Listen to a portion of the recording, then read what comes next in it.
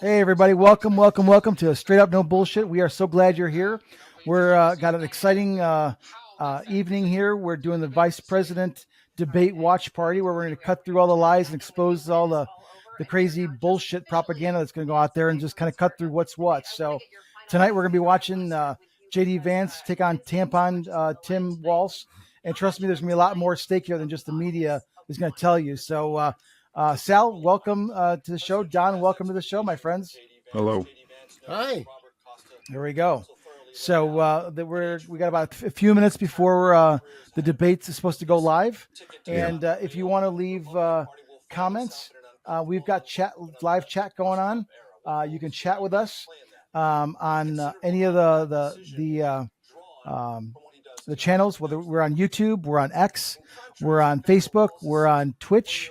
And we're streaming live here on Riverside. So if you got the link from us, you can check us all out there.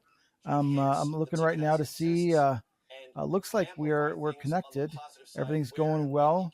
This is our first live, so bear with us. We're working out the details, but we're going to get started here momentarily. So. Looks like we're this show's going live in 2 minutes and 39 seconds. I hope you guys don't mind a little sarcasm, because I'll be honest with you, it's hard for me to take any of this stuff serious with all this media nonsense that they've been shoving down our throats these days. I mean, I don't know. It's good, interesting what the spin that they put on this stuff. Absolutely. Well, it will be interesting. Before this thing even started, they had a newscaster saying, "Oh yeah, well the economy bounced back and the recession never happened." I just started scratching my head, because I'm like, this is why I don't watch TV. It's absolute nonsense. Well, it depends who you're watching. Yeah, CBS. This is on CBS. Otherwise, there's no possible way. I'm watching it on my phone right now because I would not dare to turn on a television set these days. Yeah. Sal, would you check? I know you're looking at YouTube. You want to check and make sure we're streaming live on your end? Okay. And I'm going to check. Let's check Twitch and see if we're. Tim Walz standing a lone man behind his lectern. Ed, give us your last thoughts as we watch here as J.D. Vance is off in the wings for the moment. Oh, there he is. I don't see it videos as of right now. Obvious, but no faux pas, and they're looking for a viral moment. That's what they'll be looking for tonight. No handshake. Well, we'll see if this works. I mean, we did it once before, and the test seemed like it went pretty well. So we'll take a look and see what's going on here. So looks like they're about to enter into the CBS News. So I just got a message. Someone asked me, can I just listen to you guys without everything else? Well, they've taken the stage. So stick with us here and join us also on our streaming channel, CBS News 24/7. You can do whatever you want to. I mean, I don't know where they're where they're listening from, because right now we're live streaming, so we're not on any of our podcast channels. We're basically on YouTube, Twitch, Facebook, X, and Riverside. So if you're listening on that, then yes, absolutely. Where'd you get the message from? Because I don't see it on chat here. Tell them to log into our Riverside, and so they can chat with us. I don't see anything on YouTube right now, but it doesn't necessarily mean that that's accurate. Right. Okay, they switched over to CBS now. This is likely the final debate of this election cycle, and voting is already underway in 20 states. CBS News polling shows this remains a race either presidential candidate could win. The CBS News I'm seeing this right now on my end here. Okay. I'm streaming Newsmax from YouTube. Yeah. Here we go. Wow. I would be too if I was that guy. I think he's just an angry man, really. I just think he's angry all the time. He always looks like just somebody you want to argue with. Yeah. Yeah. From CBS News headquarters in Right. New York, America decides. The vice president. Oh, we got someone in our chat studio. Let's see who's here. Hold on. Good evening, I'm Norah O'Donnell, and thank Well, you let's for get joining ready us to for go. tonight's CBS News Vice Presidential Debate. We want to We welcome our had viewers somebody. on CBS, on other networks here in the U.S. and around the world. We have a consequential. If you're watching us on Straight Up No Bullshit Riverside or any of the LinkedIn, actually, we're not on LinkedIn. There was an issue there. YouTube, Twitch, Facebook, X. If you comment on the live stream, it'll come into our studio here and we can chat with you. So feel free to add comments, share your information, and here we go. And civil debate. These are the rules that both campaigns have agreed to. Questions will be directed at one candidate who will have 2 minutes to respond. The other candidate will be allowed 2 minutes for rebuttal. Then each candidate will get another minute to make further points, with an additional 1 minute each at the discretion of the moderator. The primary role of the moderators is to facilitate the debate between the candidates, enforce the rules, and provide the candidates with the opportunity to fact-check claims made by each other. CBS News reserves the right to mute the candidates' microphones to maintain decorum. We have not shared the questions or topics with the campaigns. The stage is set. Governor, Senator, thank you for joining us. Let's get started. Tonight, our country is facing several unfolding crises. The Middle East is on the brink of war. Americans are suffering from the catastrophic impact of Hurricane Helene. And now a labor strike as 25,000 dock workers from Maine to Texas are picketing. We're going to begin tonight with the Middle East. Margaret. Thank you, Norah. Earlier today, Iran launched its largest attack yet on Israel, but that attack failed, thanks to joint U.S. and Israeli defensive action. President Biden has deployed more than 40,000 U.S. military personnel and assets to that region over the past year to try to prevent a regional war.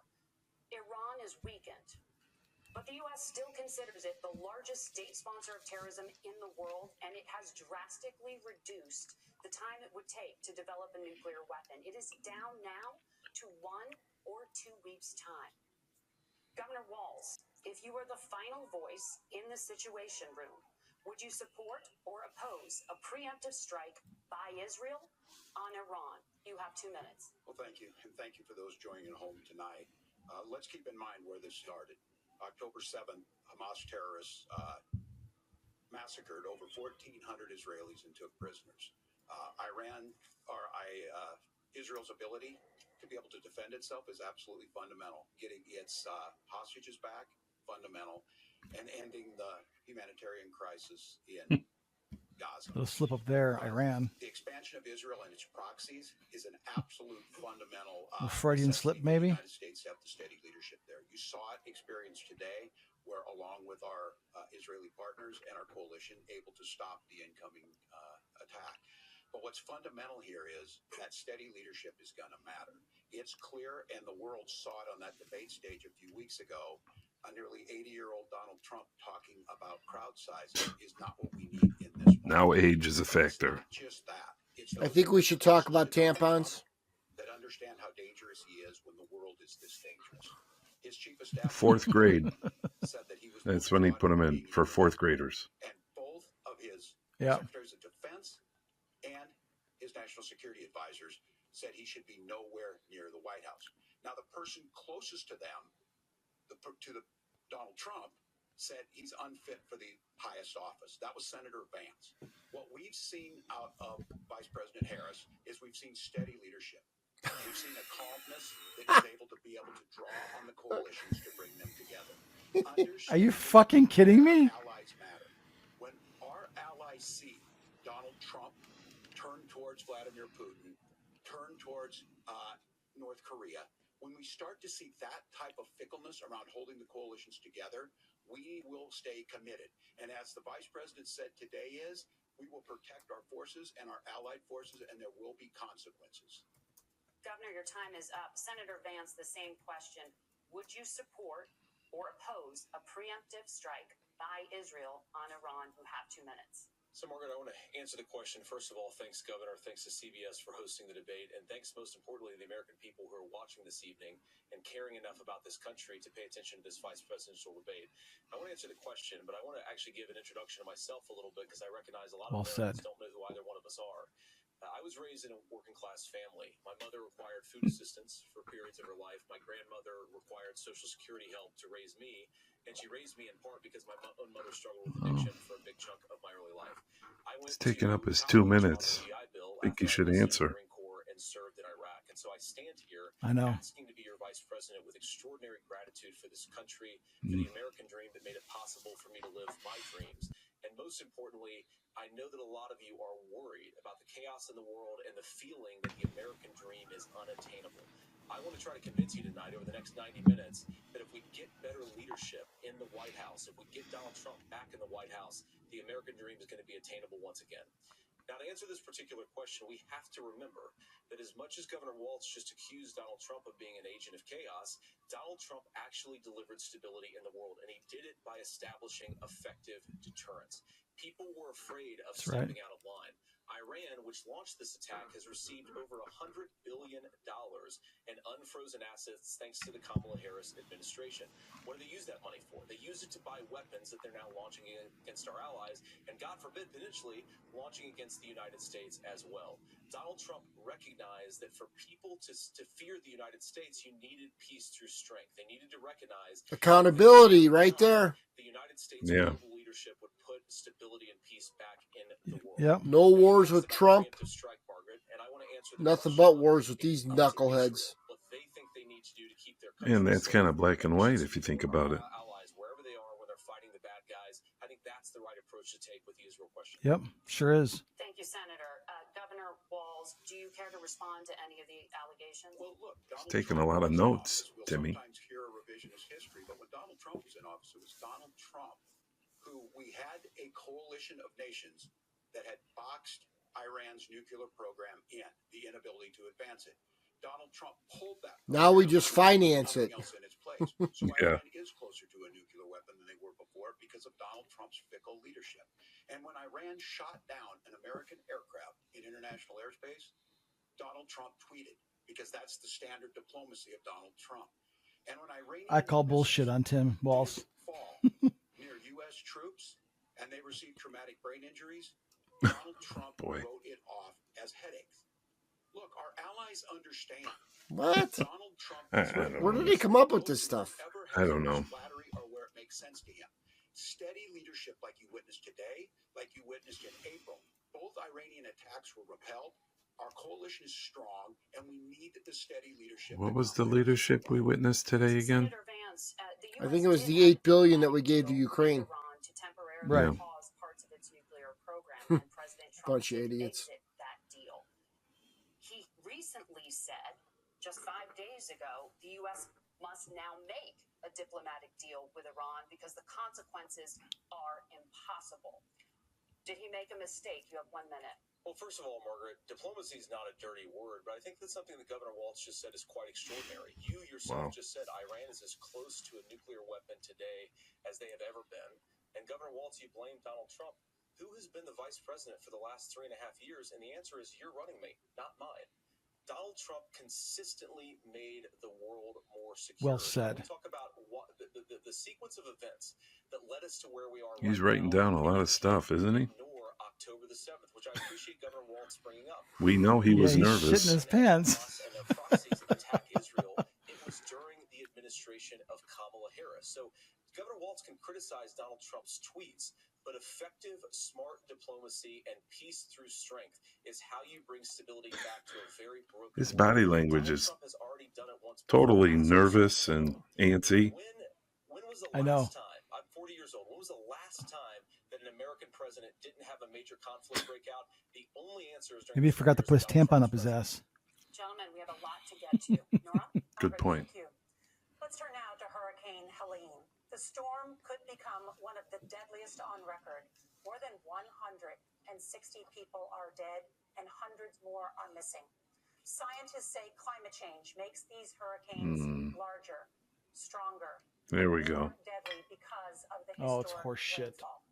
Senator Vance, according to to CBS News polling, 7 in 10 Americans and more than 60% of Republicans under the age of 45 favor the U.S. taking steps to try and reduce climate change.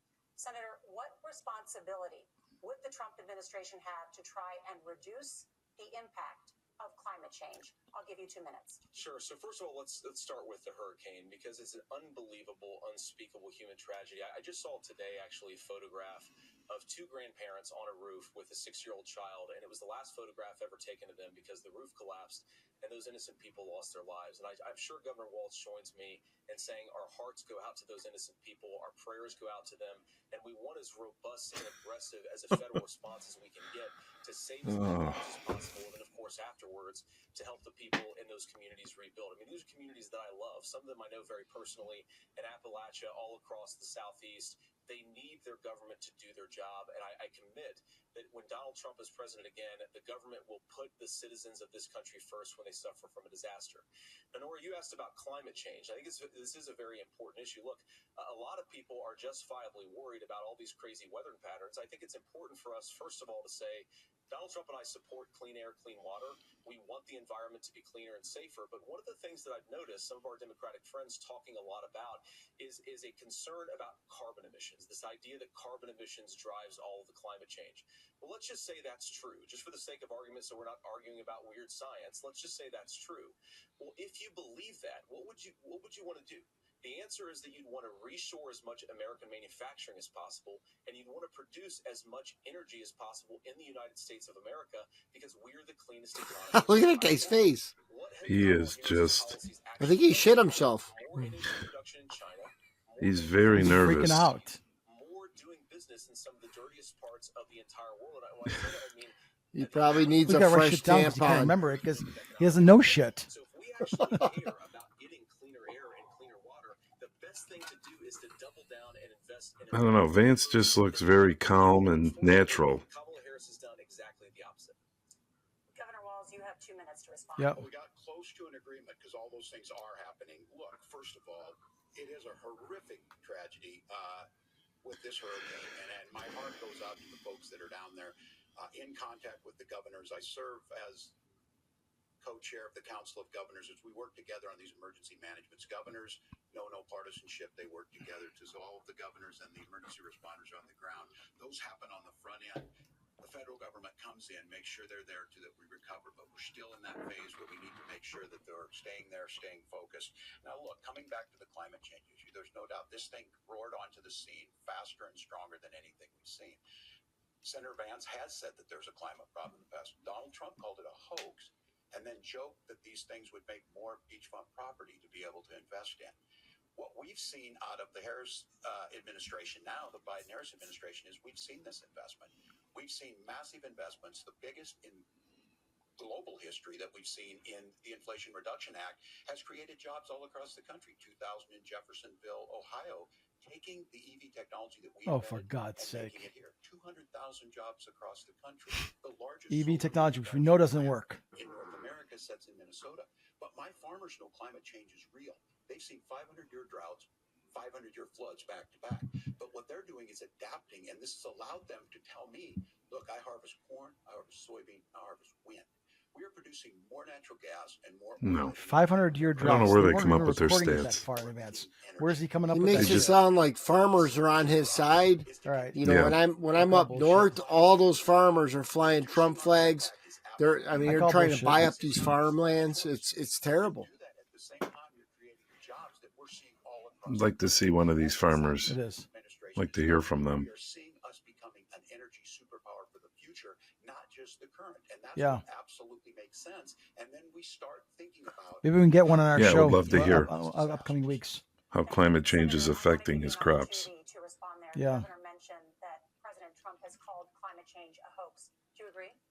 Well, look, what the president has said is that if the Democrats, in particular Kamala Harris and her leadership, if they really believe that climate change is serious, what they would be doing is more manufacturing and more energy production in the United States of America, and that's not what they're doing.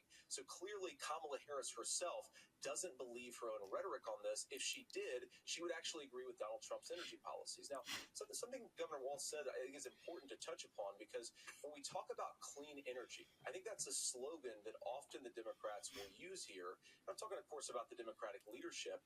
And the real issue is that if you're spending hundreds of millions or even billions of dollars of American taxpayer money on solar panels that are made in China, number one, you're going to make the economy dirtier. We should be making more of those solar panels here in the United States of America. Some of them are, Tim, but a lot of them are being made overseas in China, especially the components that go into those solar panels. So I like how Tim's just staring at him. Most of them are. You've got to invest in more energy production. I think she did the same thing too. It's like I'm gonna shoot you with my laser beams. Yeah. Harris has done the opposite. That's raised energy prices and also meant that we're doing Senator, worse your by the time climate. is up. Governor, would you like to respond? Well, look, we're producing more natural gas than we ever have. There's no moratorium on that. We're producing more oil. But folks know, we are? Again, these are not liberal folks. These are not. I thought they shut down the Keystone Pipeline. Yeah. Maybe we're buying more oil. I don't know about producing it. They understand that it makes sense. Look, our number one export cannot be topsoil from erosion from these massive storms. We saw it in Minnesota this summer. And thinking about how do we respond to that, we're thinking ahead on this. And what Kamala Harris has been able to do in Minnesota, we're starting to weatherproof some of these things. The infrastructure law that was passed allows us to think about mitigation in the future. Did this guy single-handedly destroy Minnesota, at least Minneapolis? Yes. And now people want to put him in as a vice president. That's a pretty intelligent choice.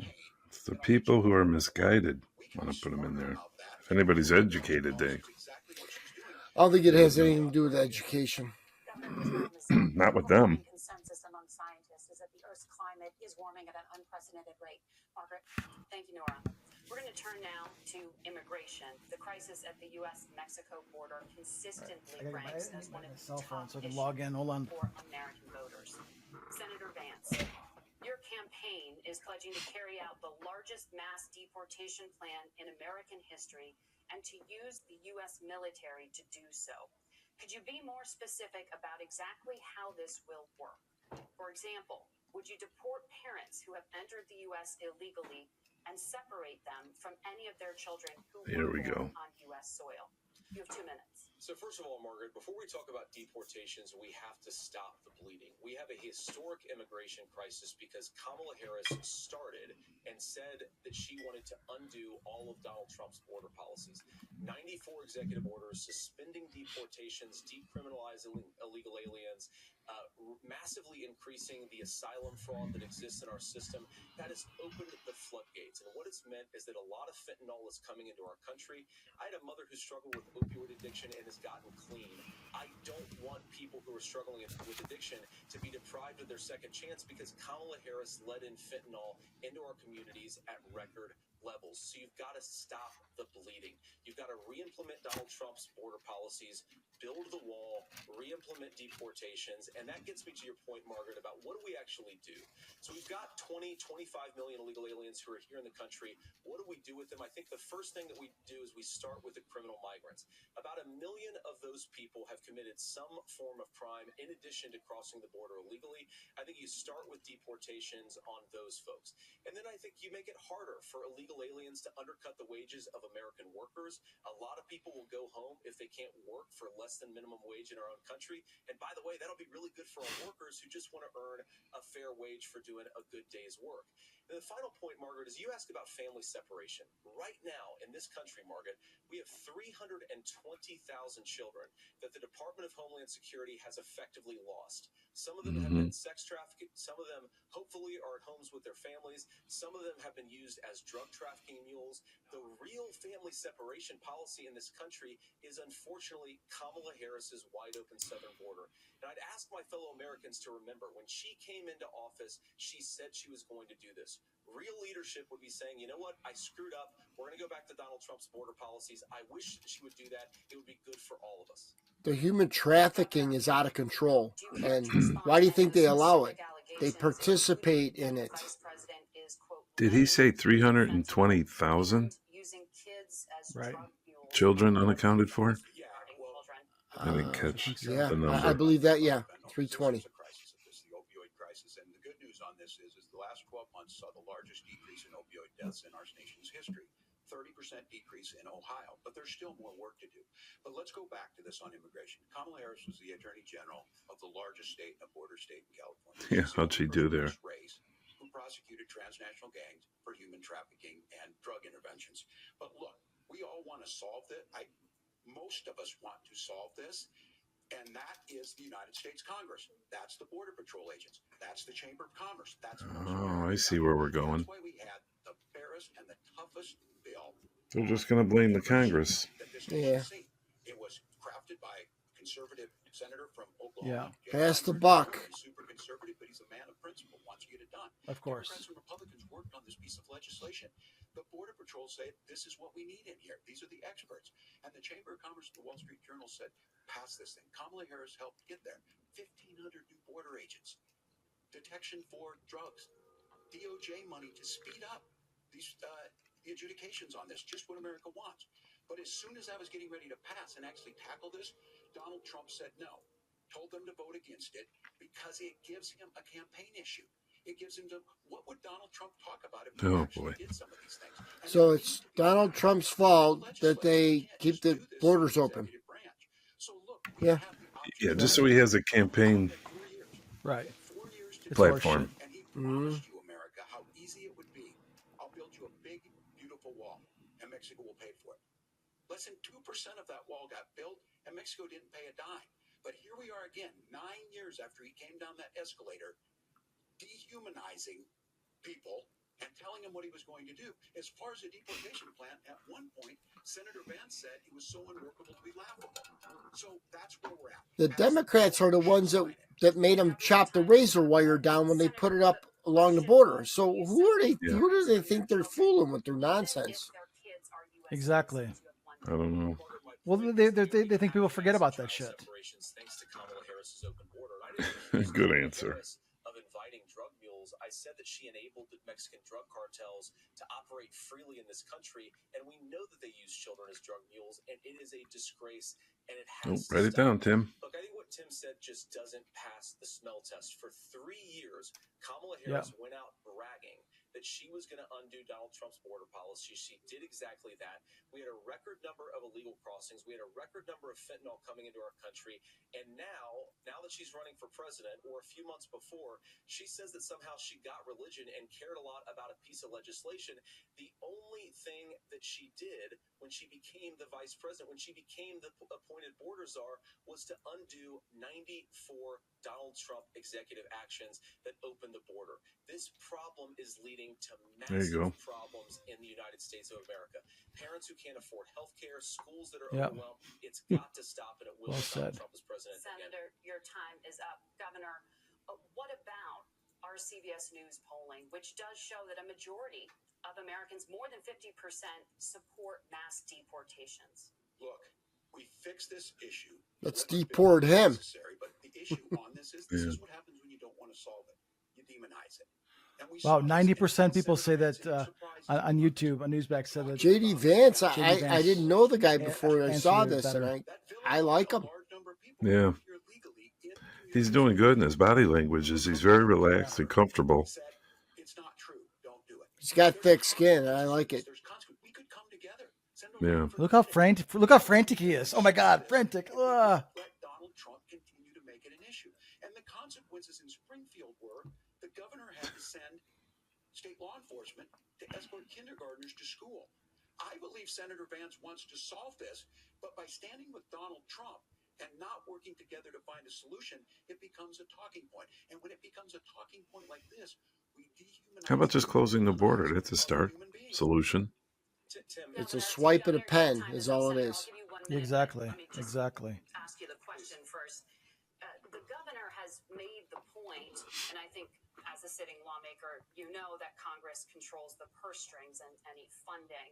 So you have said repeatedly that Donald Trump would, through executive action, solve this. Do you disagree that Congress controls the purse strings and would need to support many of the changes that you would actually want to implement? You have 1 minute. Look, Margaret, first of all, the gross majority of what we need to do at the southern border is just empowering law enforcement to do their job. I've been to the southern border more than our borders are. Kamala Harris has been, and it's actually heartbreaking because the Border Patrol agents There we go. just want to be empowered to do their job. Nice. Of course, additional resources would help, but most of this is about the president and the vice president empowering our law enforcement to say, if you try to come across the border illegally, you've got to stay in Mexico, you've got to go back through proper channels. Now, Governor Walz brought up the community of Springfield, and he's very worried about the things that I've said in Springfield. Look, in Springfield, Ohio, and in we got some communities chats. all We got across some this chats country, going on here. you've Let's see. got schools that are overwhelmed. Where are the You've got chats? hospitals that are overwhelmed. You've got housing that is totally unaffordable Oh, because there we we go. brought in millions of illegal immigrants to compete with Americans for scarce homes. The people that I'm most worried about in Springfield, Ohio, are the American citizens who have had their lives destroyed by Kamala Harris's open border. It is a disgrace, Tim. And I actually we got a bunch of people. We got some people online here already. But I don't think that Kamala Harris does. Senator, your time is up. Governor, you have 1 minute to respond. Yeah, well, it is law enforcement that asked for the bill. They helped craft it. They're the ones that supported it. That's because they know we need to do this. Look, this issue of continuing to bring this up, of not dealing with it, of blaming migrants for everything. On housing, They shouldn't be here. A bit about Wall Street speculators buying up housing and making them less affordable, but it becomes a blame. Look, Can't believe he said that. It's not a blame. They shouldn't be here. To adjudicate. I agree. It should not take 7 years for an asylum claim to be done. This bill gets it done in 90 days. Then you start to make a difference in this, and you start to adhere to what we know, American principles. I don't talk about my faith a lot, but Matthew 25:40 talks about, to the least amongst us you do unto me. I think that's true of most Americans. They simply want order to it. This bill does it. It's funded. It's supported by the people who do it, and it lets us keep our dignity about how we treat other people. Thank you, Governor. And just to clarify for our viewers, Springfield, Ohio does have a large number of Haitian migrants who have legal status, temporary protected status. Well, Norah? but Thank you. Senator, we have so much to get to. Margaret, Wait a minute. We're going to turn out of the economy. Oh. Margaret, There we go. You guys are going to fact check, and since you're fact checking me, I think it's important to say what's actually going on. So there's an application called Good. the CBP One app, where you can go on as an illegal migrant, apply for asylum or apply for parole, and be granted legal status at the wave of a Kamala Harris open border wand. That is not a person coming in, applying for a green card and waiting for 10 years. That is the facilitation of illegal immigration, Margaret, by Thank you, our Senator, for leadership. describing the legal process. We have so much to get to, Senator. Those We have laws so have been much. on the books since 1990. Thank you, gentlemen. The We CBP want to have. app has not been on the books. Gentlemen, Yeah. the audience can't hear you because your mics are. Wow, they just cut his mic So off. much we want to get to. Fucking what a fucking Well, because bitch. they don't want What a to. They don't want the fucking bitch. people, the American people, to hear the There's truth. so much we're gonna get to. Concern for voters. Each of your campaigns has released. These Exactly. reporters and these. So much for the fact checking, huh? Yeah. Vice President Harris unveiled a plan that includes billions in tax credits for Yep. manufacturing, housing, and a renewed child tax credit. The Wharton School says your proposals will increase the nation's deficit by $1.2 trillion.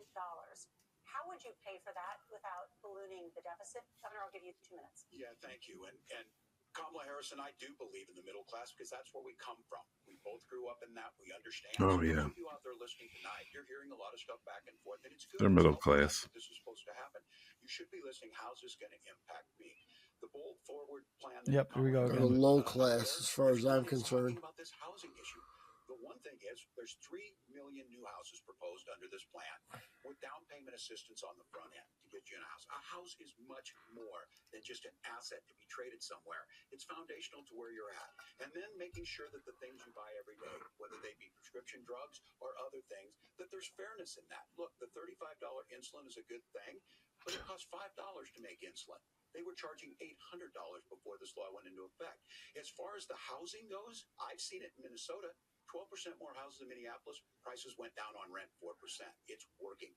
And then making sure tax cuts go to the middle class. $6,000 child tax credit, we have one in Minnesota, reduces childhood poverty by a third. We save money in the long run, and we do the right thing for families. And then getting businesses off the ground. The law as it stands right now is $5,000 tax credit for small business, increasing that to $50,000. Now, this is a philosophical difference between us. Donald Trump made a promise, and I'll give you this. He kept it. He took folks to Mar-a-Lago, said, you're rich as hell, I'm going to give you a tax cut. He gave the tax cuts that predominantly went to the top pass. What happened there was an $8 trillion increase in the national debt, the largest ever. Now he's proposing a 20% consumption or sales tax on everything we bring in. Everyone agrees, including businesses, it would be destabilizing it, it would increase inflation, and potentially lead to a recession. Look, this is simple for you. We already have a recession. Who's kidding who here? We'll just ask the wealthiest to pay their fair share. When you do that, our system works best. More people are participating in it, and folks have the things that they need. Senator, I want to give you a moment to respond on that. But similarly, the Wharton School has done an analysis of the Trump plan and says it would increase the nation's deficit by $5.8 trillion. My question is the same for you. How do you pay for all that without ballooning the deficit? I'll give you 2 minutes. Well, first of all, you're going to hear a lot from Tim Walz this evening, and you just heard it in the answer. A lot of what Kamala Harris proposes to do, and some of it, I'll be honest with you, it even sounds pretty good. Here's what you won't hear, is that Kamala Harris has already done it. Because she's been the vice president for 3.5 years. She had the opportunity to enact all of these great policies, and what she's actually done instead is drive the cost of food higher by 25%, drive the cost of housing higher by about 60%, open the American southern border, and make middle-class life unaffordable for a large number of Americans. If Kamala Harris has such great plans for how to address middle-class problems, 1,000% accurate. Well said. Now. Yeah. Not when asking for a promotion, but in the job the American people gave her 3.5 years ago. And the fact that she isn't tells you a lot about how much you can trust her actual plans. Now, Donald Trump's economic plan is not just a plan, but it's also a record.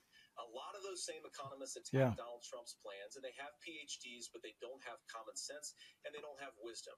Because Donald Trump's economic policies to deliver the highest take-home pay in a generation in this country, 1.5% inflation, and to boot, peace and security all over the world. So when people say that Donald Trump's economic plan doesn't make sense, I say look at the record. He delivered rising take-home pay for American workers. Now, Tim admirably admits that they want to undo the Trump tax cuts. But if you look at what was so different about Donald Trump's tax cuts, even from previous Republican tax cut plans, is that a lot of those resources went to giving more take-home pay to middle-class and working-class Americans. It was passed in 2017, and you saw an American economic boom unlike we've seen. You know what's true about what he's saying? It's like a worker doing a terrible job and asking for a raise. I'll do a better job if you give me more money. It's kind of the same thing. Exactly. Yeah. Horrible job as vice president, but I want to get a better job because then I'll do better. No, how about this? You get fired. Yeah. What? Well, we're still talking about COVID now. 10 million people out of work, largest percentage since the Great Depression. 9 million jobs closed on that. That was day one. Whether it was the Infrastructure Act or other things we moved. Now, you made a question about, everybody said this. I've made a note of this. Yeah, his body language is. It was these idiots shutting everything down. COVID restrictions. I mean, come on. You don't have all the answers. Donald Trump believes he does. My pro tip of the day is this. If you need heart surgery, listen to the people at the Mayo Clinic in Rochester, Minnesota, not Donald Trump. And the same thing goes with this. And I ask you out there, teachers, nurses, truck drivers, whatever, how is it fair that you're paying your taxes every year and Donald Trump hasn't paid any federal tax in the last 15 years, the last year as president? That's what's wrong with the system. There's a way around it, and he's bragged about that. We're just asking for fairness in it, and that's all you want. You have a minute. Governor, you say trust the experts. But those same experts for 40 years said that if we shipped our manufacturing base off to China, we'd get cheaper goods. They lied about that. They said if we shipped our industrial base off to other countries, to Mexico and elsewhere, it would make the middle class stronger. They were wrong about that. They were wrong about the idea that if we made America less self-reliant, less productive in our own nation, that it would somehow make us better off, and they were wrong about it. And for the first time in a generation, Donald Trump had the wisdom and the courage to say to that bipartisan consensus, we're not doing it anymore. We're bringing American manufacturing back. We're unleashing American energy. We're going to make more of our own stuff. And this isn't just an economic issue. I've got 3 beautiful little kids at home, 7, 4, and 2, and I love them very much, and I hope they're in bed right now. But look, so many of the drugs, the pharmaceuticals that we put in the bodies of our children are manufactured by nations that hate us. This has to stop. And that's 1,000% accurate. We're going to stop it by listening to common sense wisdom, which is what Donald Trump absolutely does. Senator, Governor Walz, can you address that? I mean, voters say they trust Donald Trump on the economy more. Why? If you're listening tonight and you want billionaires to get tax cuts, you heard what the numbers were. Look, I'm a union guy on this. Oh, he's a union guy. That's right. So is Biden, right? Soybeans and corn. We need to have fair trading partners. That's something that we believe in. I'd like to know what union was he a part of? On the docks? Yeah, bottlenecking the chain supplies. Sure. Probably. Yeah. I wouldn't be surprised. He should bring that up. It's all distractions. All this stuff's distractions.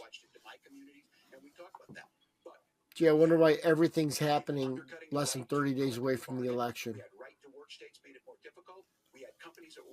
Well, they were offered a 50% raise and turned it down. They want 77%. That's what they want, the union leader. They know that they have Biden to back them.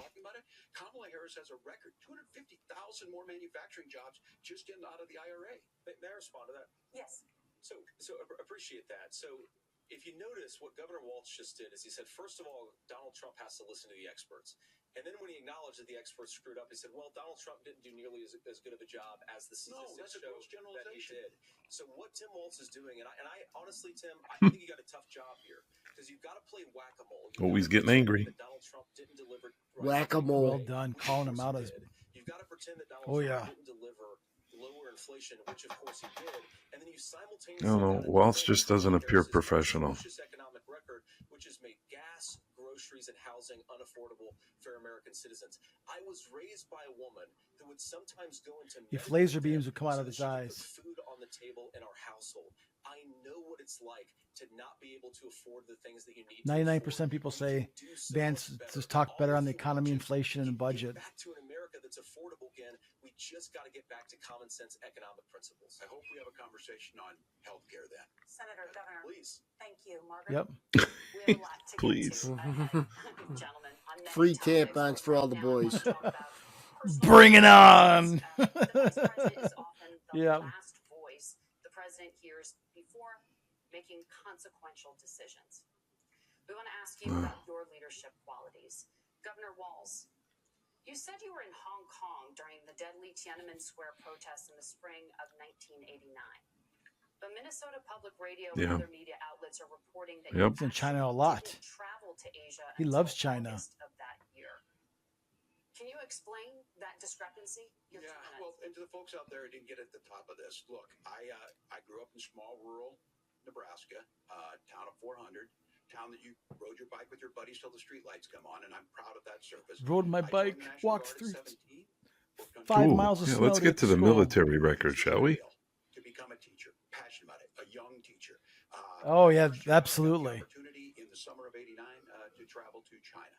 35 years ago, be able to do that. I came back home and then started a program to take young people there. We would take basketball teams, we would take baseball teams, we would take dancers, and we would go back and forth to China. The issue for that was to try and. Yeah, what do you do with those children out there? Knows who I am. It's a Democratic Party. What do you Sorry, think? did I say that out loud? I will be the first to tell you, I have poured my heart into my community. Yeah. I've tried to do the best I can. Yeah, it shows. Perfect. And I'm a knucklehead at times, but it's always. I want to talk about his military record.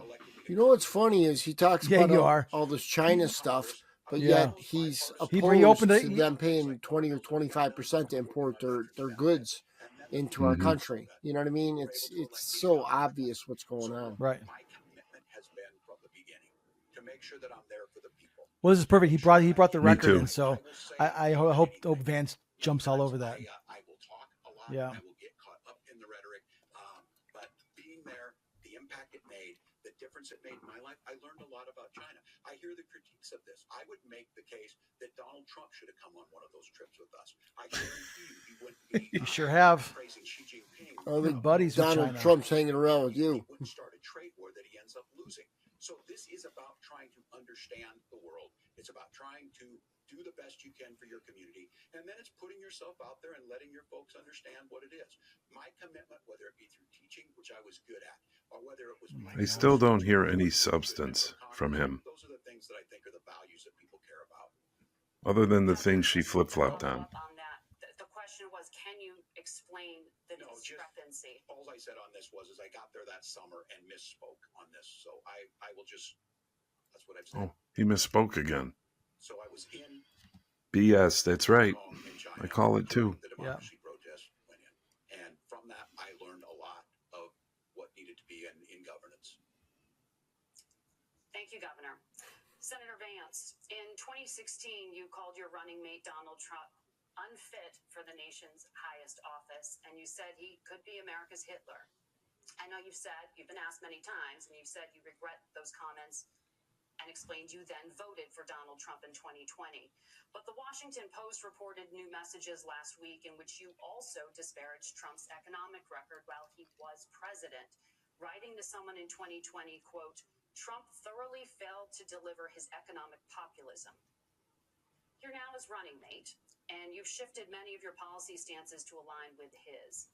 If you become vice president, why should Americans trust that you will give Donald Trump the advice he needs to hear and not just the advice he wants to hear? You have 2 minutes. Well, first of all, Margaret, because I've always been open. And sometimes, of course, I've disagreed with the president, but I've also been extremely open about the fact that I was wrong about Donald Trump. I was wrong, first of all, because I believed some of the media stories that turned out to be There you go, good one. of his record. But most importantly, Donald Trump delivered for the American people. Yeah. Rising wages, rising take-home pay, an economy that worked for normal Americans, a secure southern border, a lot of things, frankly, that I didn't think he'd be able to deliver on. And yeah, when you screw up, when you misspeak, when you get something wrong and you change your mind, you ought to be honest with the American people about it. It's one of the reasons, Margaret, why I've done so many interviews is because I think it's important to actually explain to the American people where I come down on the issues and what changed. Now, you pointed out the messages from 2020. Margaret, I've been extremely consistent that I think there were a lot of things that we could have done better in the Trump administration the first round if Congress was doing its job. I strongly believe, and I've been a United States Senator, that Congress is not just a high-class debating society. It's not just a forum for senators and congressmen to whine about problems. It's a forum to govern. So there were a lot of things on the border, on tariffs, for example, where I think that we could have done so much more if the Republican Congress and the Democrats in Congress had been a little bit better about how they govern the country. They were so obsessed with impeaching Donald Trump, they couldn't actually govern. And I want to talk about this tariff issue in particular, Margaret, because Tim just accused this of being a national sales tax. Look, the one thing, and you're probably surprised to hear me praising Joe Biden, but the one thing that Joe Biden did is he continued some of the Trump tariffs that protected American manufacturing jobs. And it's the one issue, the most pro-worker part of the Biden administration, it's the one issue where Kamala Harris has run away from Joe Biden's record. Think about this. If you're trying to employ slave laborers in China at $3 a day, you're going to do that and undercut the wages of American workers unless our country stands up for itself and says, you're not accessing our markets unless you're paying middle-class Americans a fair wage. Senator, your time is up. Norah? Thank you. Now to the issue of reproductive rights. Governor Walz, after Roe versus Wade was overturned, you signed a bill into law that made Minnesota one of the least restrictive states in the nation when it comes to abortion. Former President Trump said in the last debate that you believe abortion, quote, in the 9th month is absolutely fine. Yes or no? Is that what you support? I'll give you 2 minutes. That's not what the bill says, but look, this issue is what's on everyone's mind. Donald Trump put this all into motion. He brags about how great it was that he put the judges in and overturned Roe versus Wade. 52 years of personal autonomy. And then he tells us, oh, send it to the states. It's a beautiful thing. Amanda Zaworski would disagree with you on it's a beautiful thing. A young bride in Texas waiting for their child at 18 weeks. She has a complication, a tear in the membrane. She needs to go in. The medical care at that point needs to be decided by the doctor. And that would have been an abortion. But in Texas, that would have put them in legal jeopardy. She went home, got sepsis, nearly dies, and now she may have difficulty having children. Or in Kentucky, Hadley Duvall, a 12-year-old child, raped and impregnated by her stepfather. Those are horrific. Now, when God asked about that, Senator Vance said 2 wrongs don't make a right. There is no right in this. So in Minnesota, what we did was restore Roe versus Wade. We made sure that we put women in charge of their health care. But look, this is not where, if you don't know Amanda or a Hadley, you soon will. Their Project 2025 is going to have a registry of pregnancies. It's going to make it more difficult, if not impossible, to get contraception and limit access, if not eliminate access to infertility treatments. For so many of you out there listening, me included, infertility treatments are why I have a child. That's nobody else's business, but those things are being proposed. And the catch-all on this is, well, the states will decide what's right for Texas might not be right for Washington. That's not how this works. This is basic human right. We have seen maternal mortality skyrocket in Texas, outpacing many other countries in the world. This is about healthcare. In Minnesota, we are ranked first in healthcare for a reason. We trust women. We trust doctors. Senator, do you want to respond to the governor's claim? Will you create a federal pregnancy monitoring agency? No, Norah, certainly we won't. And I want to talk about this issue because I know a lot of Americans care about it, and I know a lot of Americans don't agree with everything that I've ever said on this topic. And, you know, I grew up in a working-class family in a neighborhood where I knew a lot of young women who had unplanned pregnancies and decided to terminate those pregnancies because they feel like they didn't have any other options. And, you know, one of them is actually very dear to me. And I know she's watching tonight, and I love you.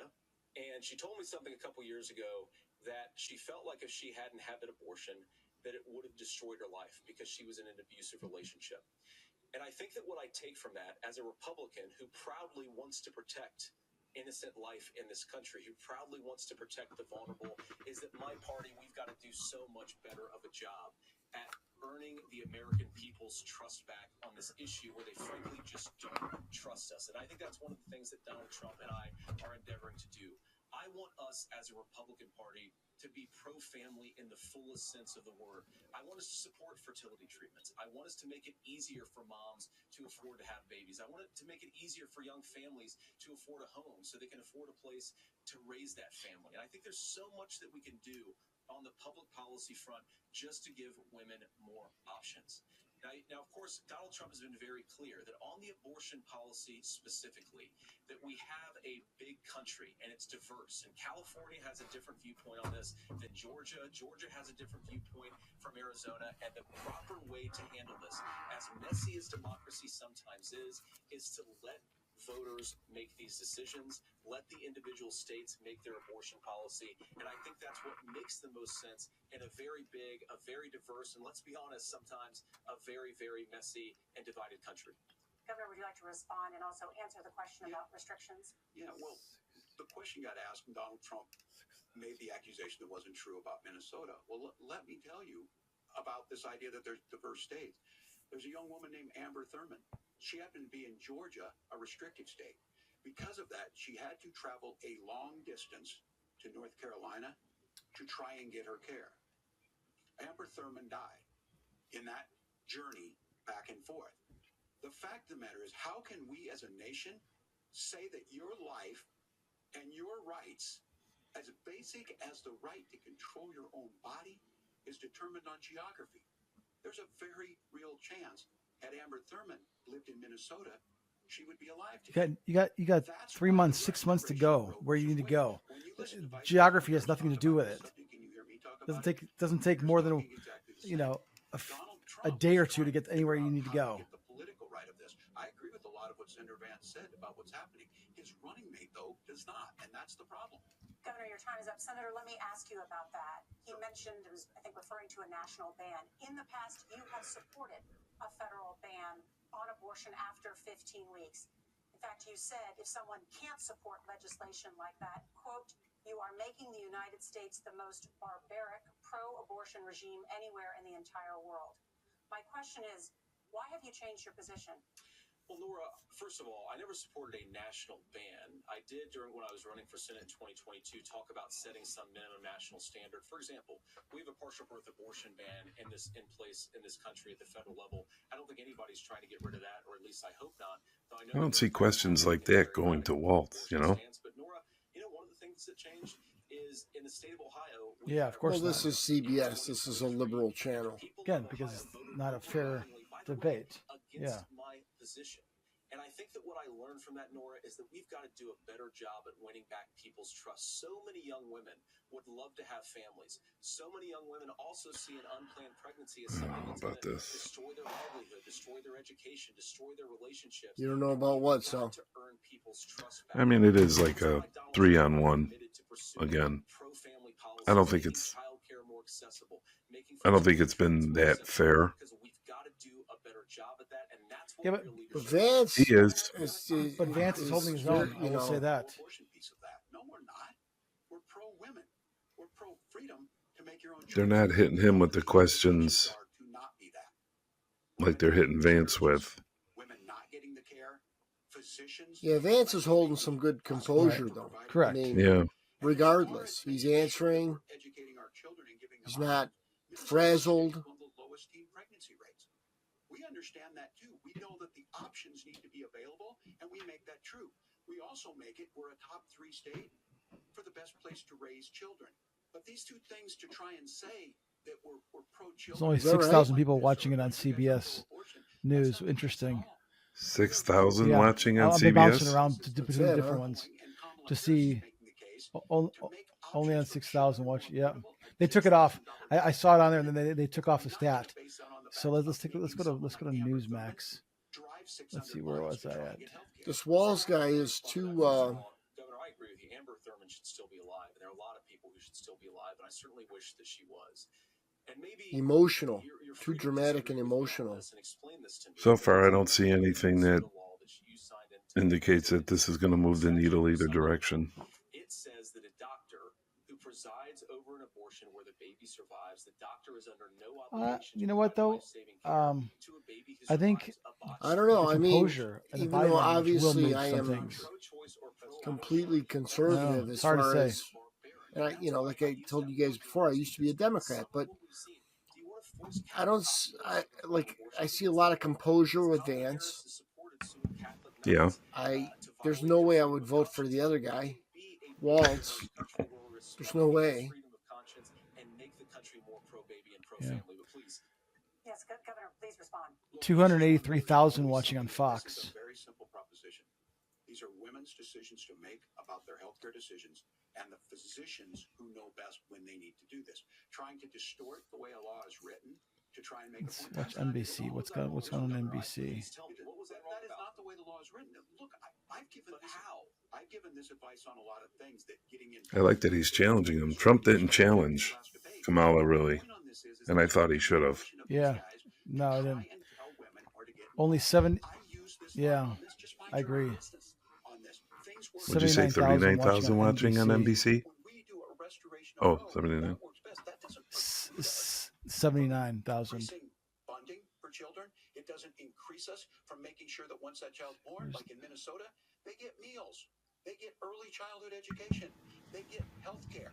So that hiding behind we're going to do all these other things when you're not proposing them in your budget. Kamala Harris is proposing them. She's proposing all those things to make life easier for families. I asked a specific question, Governor. You gave me a slogan as a response. It's not the case. It's not true. That's not what the law says. So they fact-checked it with President Trump. Gentlemen, there's a lot to discuss. We have to move on, and we're going to be right back with much more of the CBS News Vice Presidential debate in just a moment. I think in some of his answers, Vance needs to lead it into his military record and all the other stuff that he's done. Call them out on their bullshit. He needs to smash it. Yeah. Quit being nice. Fucking take him on the mat. At the end of the day, I mean, we all know that they're fact checking the conservatives, and they're not fact checking the liberal Democrats. And like you said, they're throwing softball questions at him, where Vance are giving him like questions that are kind of pinning him in the corner a little bit. So, Yeah.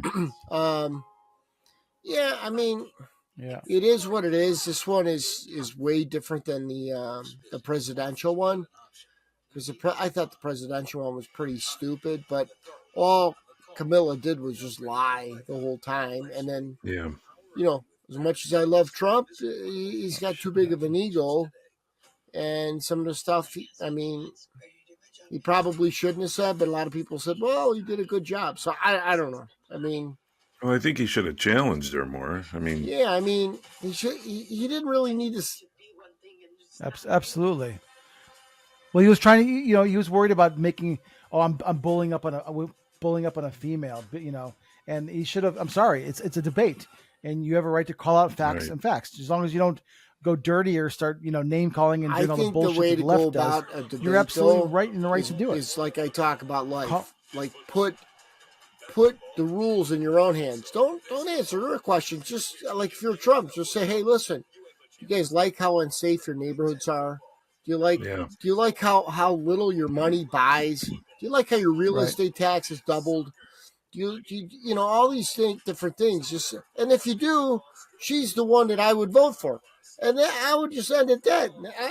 I wouldn't even take any more questions. I mean, at the end of the day, do you like what's going on? And if you do, that's your candidate. Vote for her. And shut it down.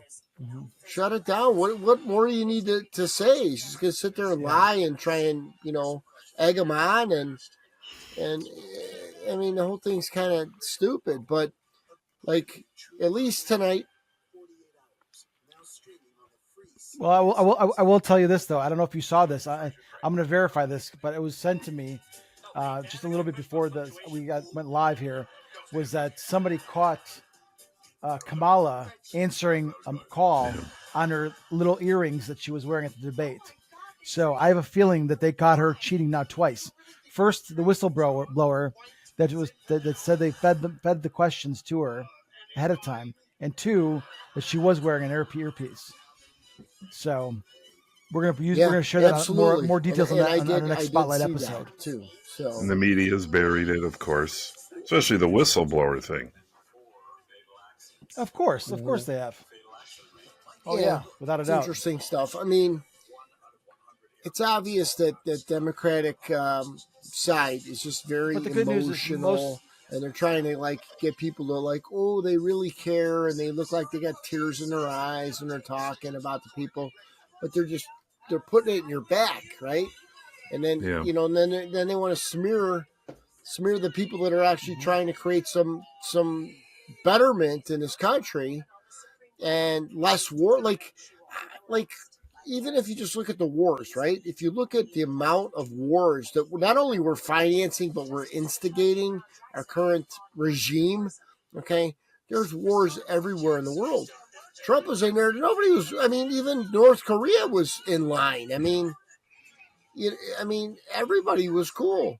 And now everybody's up in arms, and we're financing all these wars and giving nuclear weapons and bombs and all kinds of stuff to all these countries, and everything's going nuts. And who's running the show? Yeah, some guy sleeping in his basement. Welcome back to the CBS News Vice Presidential Debate. Right. Yeah. We want to turn now to America's gun violence epidemic. The leading cause of death for children and teens in America is by firearms. Senator Vance, you oppose most gun legislation that Democrats claim would curb gun violence. You oppose red flag gun laws and legislation to ban certain semi-automatic rifles, including AR-15s.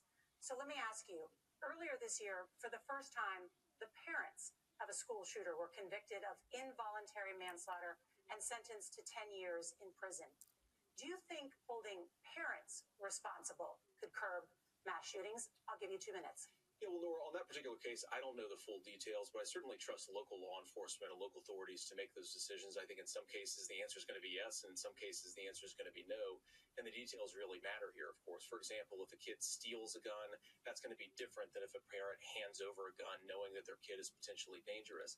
But look, I want to just sort of speak as a father of 3 beautiful little kids, and our oldest is now in 2nd grade.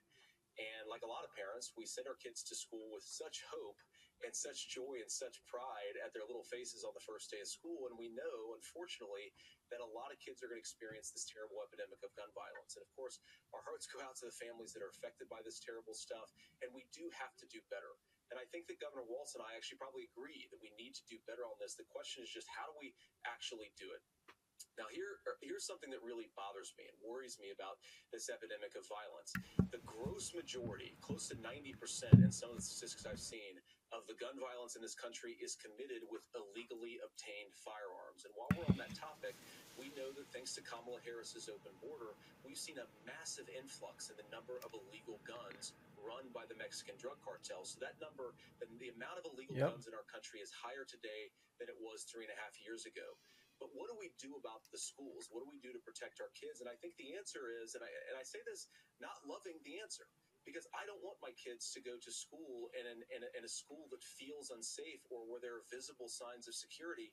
But I unfortunately think that we have to increase security in our schools. We have to make the doors lock better. We have to make the doors stronger. We've got to make the windows stronger. And of course, we've got to increase school resource officers, because the idea that we can magically wave a wand and take guns out of the hands of bad guys, it just doesn't fit with recent experience. So we've got to make our schools safer. And I think we've got to have some common sense bipartisan solutions for how it's not reality to do that.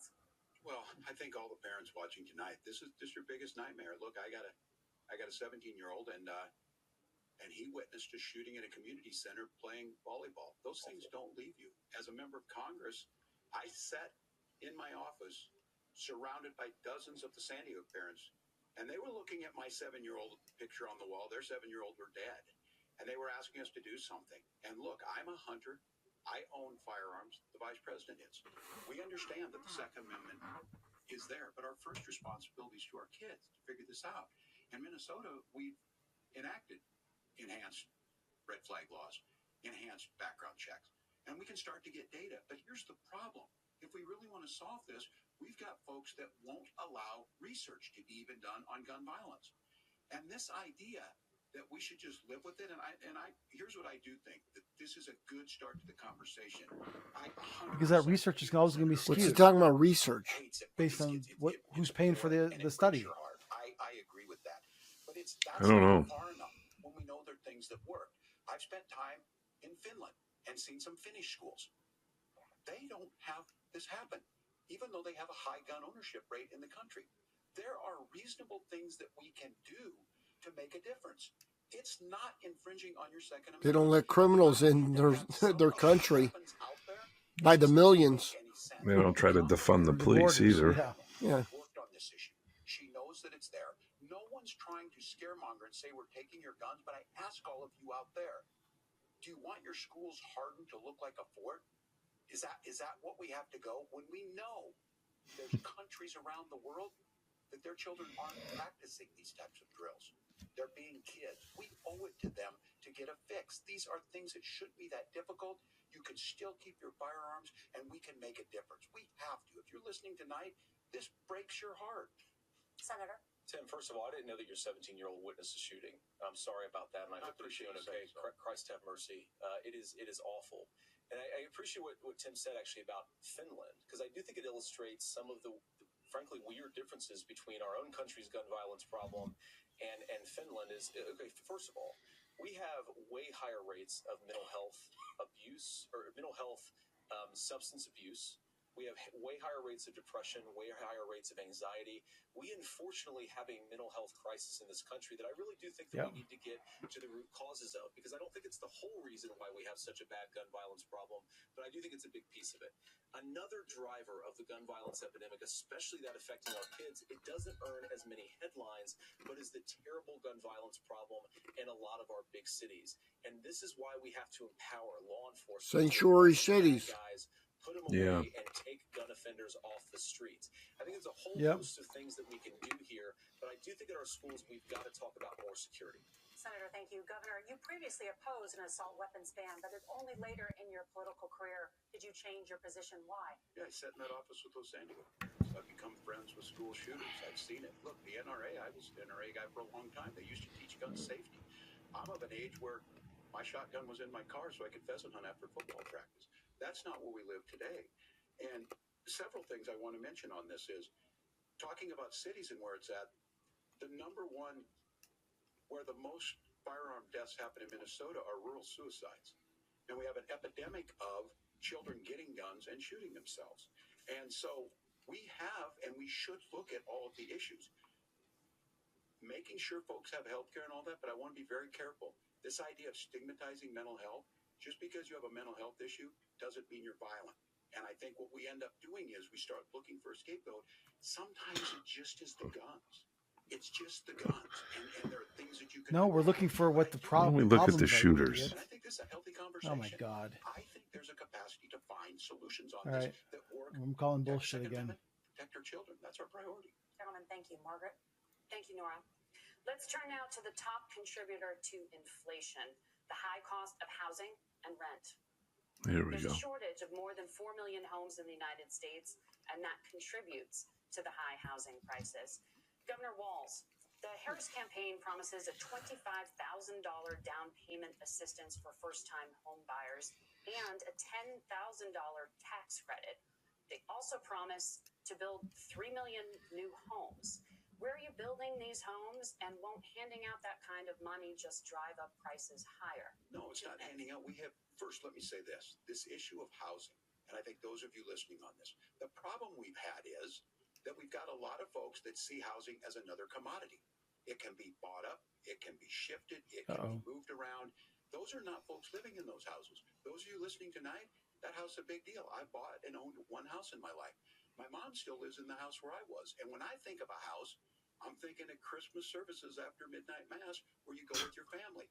We need to make it more affordable. And one of the things, as I said, this program that the vice president is pushing forward and bringing a new way of approaching this is something we're doing in Minnesota from that lead. We in the state invested in making sure our housing was the biggest investment that we'd ever made in housing. It starts to make it easier. We cut some of the red tape. Local folks, look, we can't do it at the federal level, but local folks make it easier to build those homes. And then that down payment assistance. I can tell all of you out there, certainly for me, using the GI Bill was one thing, but a veteran's home loan, the big thing about a veteran's home loan is you don't have to pay the down payment. Those are things that make it there. Now, look, you're going to pay it back. And you're going to pay your mortgage. Those are things that we know in the long run, the appreciated value, the generational wealth that's created from it. And I will give Minneapolis an example. Minneapolis is the one city where we've seen the lowest inflation rates. We've seen a 12%. It's because you burnt it down. Put some of these things in, and we're implementing a state program. That was okay. We give some of that down payment assistance. We get it back from people because here's what we know. People with stable housing end up with stable jobs. People with stable housing have their kids able to get to school. All of those things in the long run end up saving our money. And that's the thing that I think we should be able to follow. How are these middle classers going to get money? It's only $8 billion. Ukraine. So what were you saying about the money for this housing? Did you say it was for non-Americans? It was first generation, and I'm hoping he brings that up. Which means what?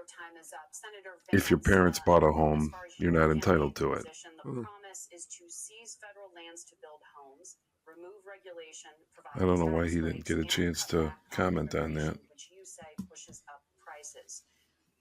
Where are you going to build all the new homes you're promising, and what part of any of this plan will provide immediate relief? You have 2 minutes. Well, first of all, Tim just said something that I agree with. We don't want to blame immigrants for higher housing prices, but we do want to blame Kamala Harris for letting in millions of illegal aliens into this country, which does drive up costs, Tim.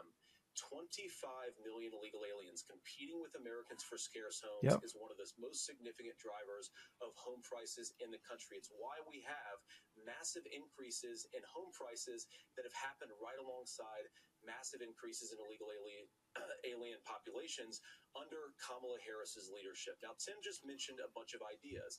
Now, some of those ideas I actually think are halfway decent, and some of them I disagree with. But the most important thing here is Kamala Harris is not running as a newcomer to politics. She is the sitting vice president. If she wants to enact all of these policies to make housing more affordable, I invite her to use the office that the American people already gave her, not sit around and campaign and do nothing while Americans find the American dream of homeownership completely unaffordable.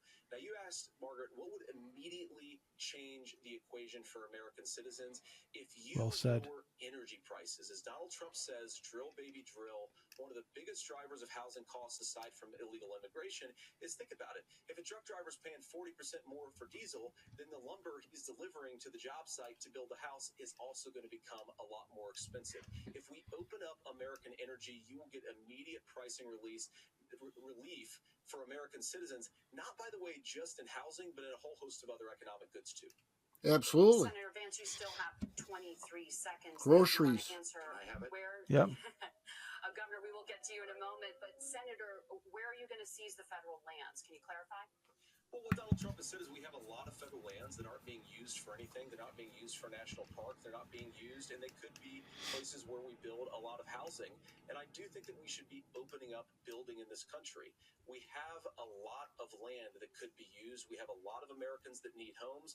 We should be kicking out illegal immigrants who are competing for those homes, and we should be building more homes for the American citizens who deserve to be here. Senator, your time is up. Amen. Governor, I do want to let you respond to the allegation that the vice president is letting in Of course, that's not migrants. true. And again, that you it's have the affecting facts. I guess we housing agreed not to fact check. I'll check it. Look, crossings are down compared to when Donald Trump left office. What? But it's again. Crossings are down? I was going to ask though on this question. Are we going? That's ridiculous. Oh my God. Bullshit. We're switching to just blatant lies now. Now, Minnesota doesn't have a lot of federal lands. I know in the western part of the countries we do. Yeah. There's not a lot of federal lands in and around Minneapolis, for example. So the issue is I don't understand the federal lands issue unless we see this, and I worry about this as someone who cares deeply about our national parks and our federal lands. Look, Minnesota, we protect these things. We've got about 20% of the world's fresh water. We'll be hearing that sound clip again, I'm sure. They belong to all of us. But again, this is when you view housing and Oh, yeah, for sure. Like there's a chance to make money here. Let's take this federal land and let's sell it to people for that. I think there's better ways to do this. We've seen it in Minnesota. We're able to refurbish some of these houses. We're able to make some investments that gets people in. And I'm still fact on this. Economists. Senator Vance, you said you don't like the economists. Which economists are saying that it is immigrants that's adding to the cost? Governor, your time is up. But Senator, on that point, Oh my God. It's called common fucking sense. You fucking moron. What evidence do you have that Oh, he pisses me off. are part of this problem? Well, there's a Federal Reserve study that we're happy to share after the debate. We'll put it up on social media, actually, that really drills down on the connection between increased levels of migration, especially illegal immigration, and higher housing prices. Now, of course, Margaret, that's not the entire driver of higher housing prices. It's also the regulatory regime of Kamala Harris. Look, we are a country of builders. We're a country of doers. We're a country of explorers. But we increasingly have a federal administration that makes it harder to develop our resources, makes it harder to build things, and wants to throw people in jail for not doing everything exactly as Kamala Harris says they have to do. And what that means is that you have a lot of people who would love to build homes who aren't able to build homes. I actually agree with Tim Walz. We should get out of this idea of housing as a commodity. But the thing that has most turned housing into a commodity is giving it away to millions upon millions of people who have no legal right to be here. What are the federal regulations? I deal with this as a governor. You can very quickly reply. Amen. I'm sorry. I get this as a governor, and I don't necessarily disagree with that. That in some cases, many of those are local. Many of them are state. I don't know which ones are federal, but I think whenever we talk regulations, people think they can get rid of them. I think you want to be able to get out of your house in a fire. I think you want to make sure that it's fireproof and those types of things. So which are the regulations? Because the vice president's not responsible for those. Congress writes those. Thank you, gentlemen. We have a lot to get to. You're passionate about the housing crisis, I can tell. But Norah, thank you. No, I think it's the three-letter agencies that write those. Is the high cost of healthcare. Senator Vance, at the last presidential debate, former President Trump was asked about replacing the Affordable Care Act. In response, he said, "I have concepts of a plan." Since then, Senator, you've talked about changing how chronically ill Americans get health insurance. Can you explain how that would work? And can you guarantee that Americans with pre-existing conditions won't pay more? I'll give you 2 minutes. Well, of course, we're going to cover Americans with pre-existing conditions. In fact, a lot of my family members have gotten health care. I believe, members of my family actually got private health insurance, at least for the first time, switched off of Medicaid onto private insurance for the first time under Donald Trump's leadership. And I think that, a lot of people have criticized this concepts of a plan remark. It's very simple common sense. I think as Tim Walz knows from 12 years in Congress, you're not going to propose a 900-page bill standing on a debate stage. It would bore everybody to tears, and it wouldn't actually mean anything because part of this is the give and take of bipartisan negotiation. Now, when Donald Trump was actually president, and again, he has a record to be proud of, prescription drugs fell in 2018 for the first time in a very long time. Under Kamala Harris's leadership, prescription drugs are up about 7%. Under Donald Trump's entire 4 years, they were up about 1.5%. He introduced pricing transparency. Think about healthcare. You go into a hospital, you try to buy something, and nobody knows what it actually costs. That price transparency will actually give American consumers a little bit more choice and will also drive down costs. And we talked about, the reinsurance regulations is what I was talking about. Look, Donald Trump has said that if we allow states to experiment a little bit on how to cover both the chronically ill but the non-chronically ill, it's not just a plan. He actually implemented some of these regulations when he was president of the United States. And I think you can make a really good argument that it salvaged Obamacare, which was doing disastrously until Donald Trump came along. I think it's an important point about President Trump. Of course, you don't have to agree with everything that President Trump has ever said or ever done. But when Obamacare was crushing under the weight of its own regulatory burden and healthcare costs, Donald Trump could have destroyed the program. Instead, he worked in a bipartisan way to ensure that Americans had access to affordable care. It's not perfect, of course, and there's so much more that we could do, but I think that Donald Trump has earned the right to put in place some better healthcare policies. He's earned it because he did it successfully the first time. Governor? All right, here's where being an old guy gives you some history. I was there at the creation of the ACA. And the reason it was so important is I come from a major healthcare state, home of the Mayo Clinic, home to Medical Alley, 3M, Medtronic, all of those. We understand healthcare. It's why we're ranked first on affordability and accessibility and quality of healthcare. And so what I know is under Kamala Harris, more people are covered than they have before. And those of you listening, this is critical to you. Now, Donald Trump all of a sudden wants you. Go back and remember this. He ran on the first thing he Yet all their prices are going up this year. To repeal Obamacare. On day one, he tried to sign an executive order to repeal the ACA. He signed on to a lawsuit to repeal the ACA, but lost at the Supreme Court. And he would have repealed the ACA had it not been for the courage of John McCain to save that bill. Now, fast forward, what that means to you is you lose your pre-existing conditions. If you're sitting at home and you got asthma, too bad. If you're a woman, probably not. Broke your foot during football, might kick you out. Your kids get kicked out when they're 26. Kamala Harris negotiated drug prices for the first time with Medicare. We have 10 drugs that will come online, the most common ones that'll be there. But look, this issue, and when Donald Trump said, I got a concept of a plan, it cracked me up as a fourth grade teacher because my kids would have never given me that. But what Senator Vance just explained might be worse than a concept, because what he explained is pre-Obamacare. And I'll make this as simple as possible because I have done this for a long time. What they're saying is, if you're healthy, why should you be paying more? So what they're going to do is let insurance companies pick who they insure, because guess what happens? You pay your premium, it's not much. They're figuring they're not going to have to pay out to you. But those of you a little older, gray, got cancer, you're going to get kicked out of it. That's why the system didn't work. Kamala Harris will protect and enhance the ACA. Governor, thank you. Senator, you have not yet explained how you would protect people with pre-existing conditions or laid out that plan. Well, look, we currently have laws and regulations in place right now that protect people with pre-existing conditions. We want to keep those regulations in place, but we also want to make the health insurance marketplace function a little bit better. Now, what Governor Walz just said is actually not true. A lot of what happened and the reason that Obamacare was crushing under its own weight is that a lot of young and healthy people were leaving the exchanges. Donald Trump actually helped address that problem, and he did so in a way that preserved people's access to coverage who had pre-existing conditions. But again, something that these guys do is they make a lot of claims about if Donald Trump becomes agreeing with them. all of these terrible Yeah. consequences. Your body language gives it all away, buddy. Donald Trump was president. Inflation was low. Take-home pay was higher, and he saved. I hope we get some people commenting on the body language. Sure, they'll be talking about it. It speaks volumes. Leadership. He did his job, which is govern in a bipartisan way and get results, not just complain about problems, but actually solve them. Governor, did enrollment under the Affordable Care Act go up under the Trump administration?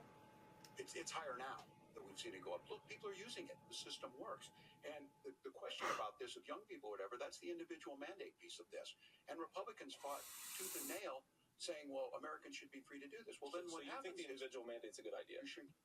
I think the idea of making sure the risk pool is broad enough to cover everyone, that's the only way insurance works. When it doesn't, it collapses. You are asking pre-ACA where we get people out. Look, people know that they need to be on health care.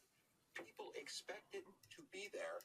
And when we are able to make it, and we are making it this way, when we incentivize people to be in the market, when we help people who might not be able to afford it get there, and we make sure then when you get sick and old, it's there for you. Because I heard people say, well, I don't want to buy into Medicare or whatever. It sure does seem like Tim gets a lot more time to speak. Much easier. He does. Does look that. Margaret, I apologize. We're out of time. We have a number of subjects to discuss. Margaret, let's talk about families in America. Oh, you fucking cunt. I'm sorry. Wow. You're supposed to get loud a 1 minute rebuttal. That's the fucking rules. Without a national paid leave program for new parents. Governor Walz, you've said that if Democrats win both the White House and Congress, this is a day one priority for you.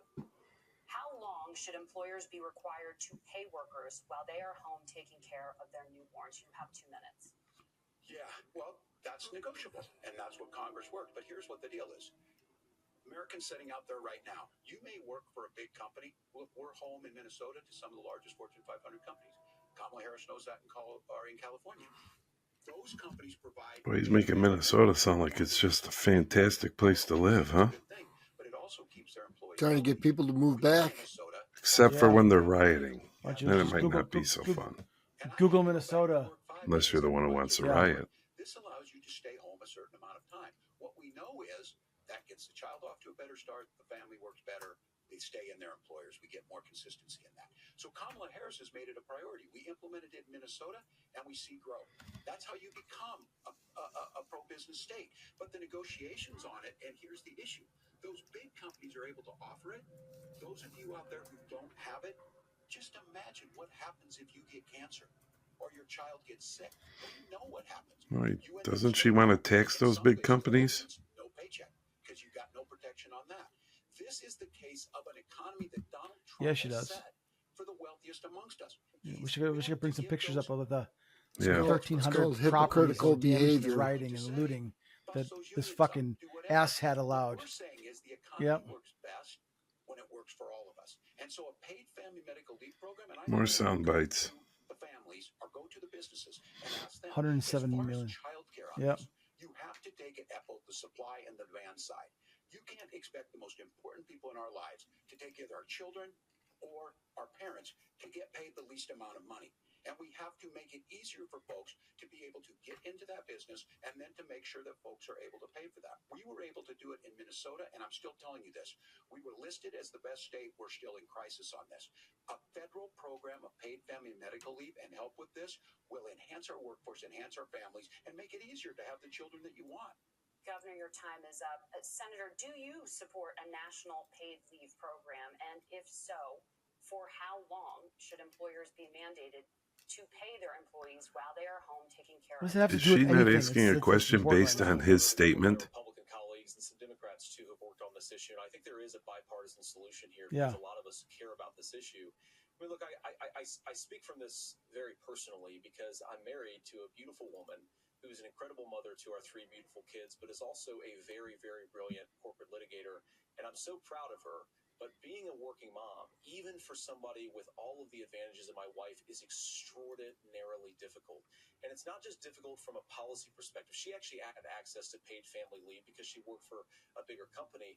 But the cultural pressure on young families and especially young women, I think makes it really hard for people to choose the family model they want. A lot of young women would like to go back to work immediately. Some would like to spend a little time home with the kids. Some would like to spend longer at home with the kids. We should have a family care model that makes choice possible. And I think this is a very important substantive difference between Donald Trump and Kamala Harris's approach. I mean, look, if you look at the federal programs that we have that support paid family leave right now, the Community Development Block Grant, and there's another block grant program that spends a lot of money from the federal government. These programs only go to one kind of child care model. Let's say you'd like your church maybe to help you out with child care. Maybe you live in a rural area or an urban area and you'd like to get together with families in your neighborhood to provide child care in the way that makes the most sense. You don't get access to any of these federal monies. We want to promote choice in how we deliver family care and how we promote child care because, look, it is unacceptable. And, of course, Tim and I have been on the campaign trail a lot the past 7 or 8 weeks. And one of the biggest complaints I hear from young families is people who feel like they don't have options, like they're choosing between going to work or taking care for their kids. That is an incredible burden to put on American families. We're the only country that does it. I think we can do a heck of a lot better. Senator, thank you. You have also said, Senator Vance, many things about the American family. The Federal Reserve says parents will spend nearly as much on child care as they do on housing each month. So I want to get your thoughts on this. President Trump recently said, as much as child care is talked about as being expensive, it's relatively speaking not very expensive compared to the kinds of numbers we'll be taking in. Is President Trump committed to the $5,000 per child tax credit that you have described? You have 1 minute. Well, what President Trump said, Margaret, I just want to defend my running mate here a little bit, is that we're going to be taking in a lot of money by penalizing companies for shipping jobs overseas and penalizing countries who employ slave laborers and then ship their products back into our country and undercut the wages of American workers. It's the heart of the Donald Trump economic plan. Cut taxes for American workers and American families. Cut taxes for businesses that are hiring and building companies in the United States of America, but penalize companies and countries that are shipping jobs overseas. That's the heart of the economic proposal. And I think what President Trump is saying is that when we bring in this additional revenue with higher economic growth, we're going to be able to provide paid family leave, child care options that are viable and workable for a lot of American families. Makes perfect sense. Can you clarify how that will solve the child care shortage? Yeah. Well, because as Tim said, a lot of the child care shortage is we just don't have enough resources going into the multiple people who could be providing family care options. And we're going to have to, unfortunately, we're going to have to spend more money. We're going to have to induce more people to want to provide child care options for American families, because the reason it's so expensive right now is because you've got way too few people providing this very essential service. Got an extra 25 million illegals that could do it for cheap.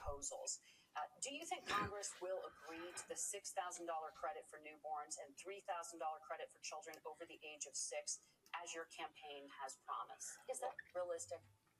Well, if these members of Congress are listening to anybody, I can tell you, and this is the biggest issue. Everybody listening tonight knows. I mean, I'm sure they were shocked to hear it's not that expensive. And let's be clear, whether it's 5,000 or 6,000, that plays you about 3 or 4 months. Let's be clear where we're at on this. It's because we got out of an imbalance on this.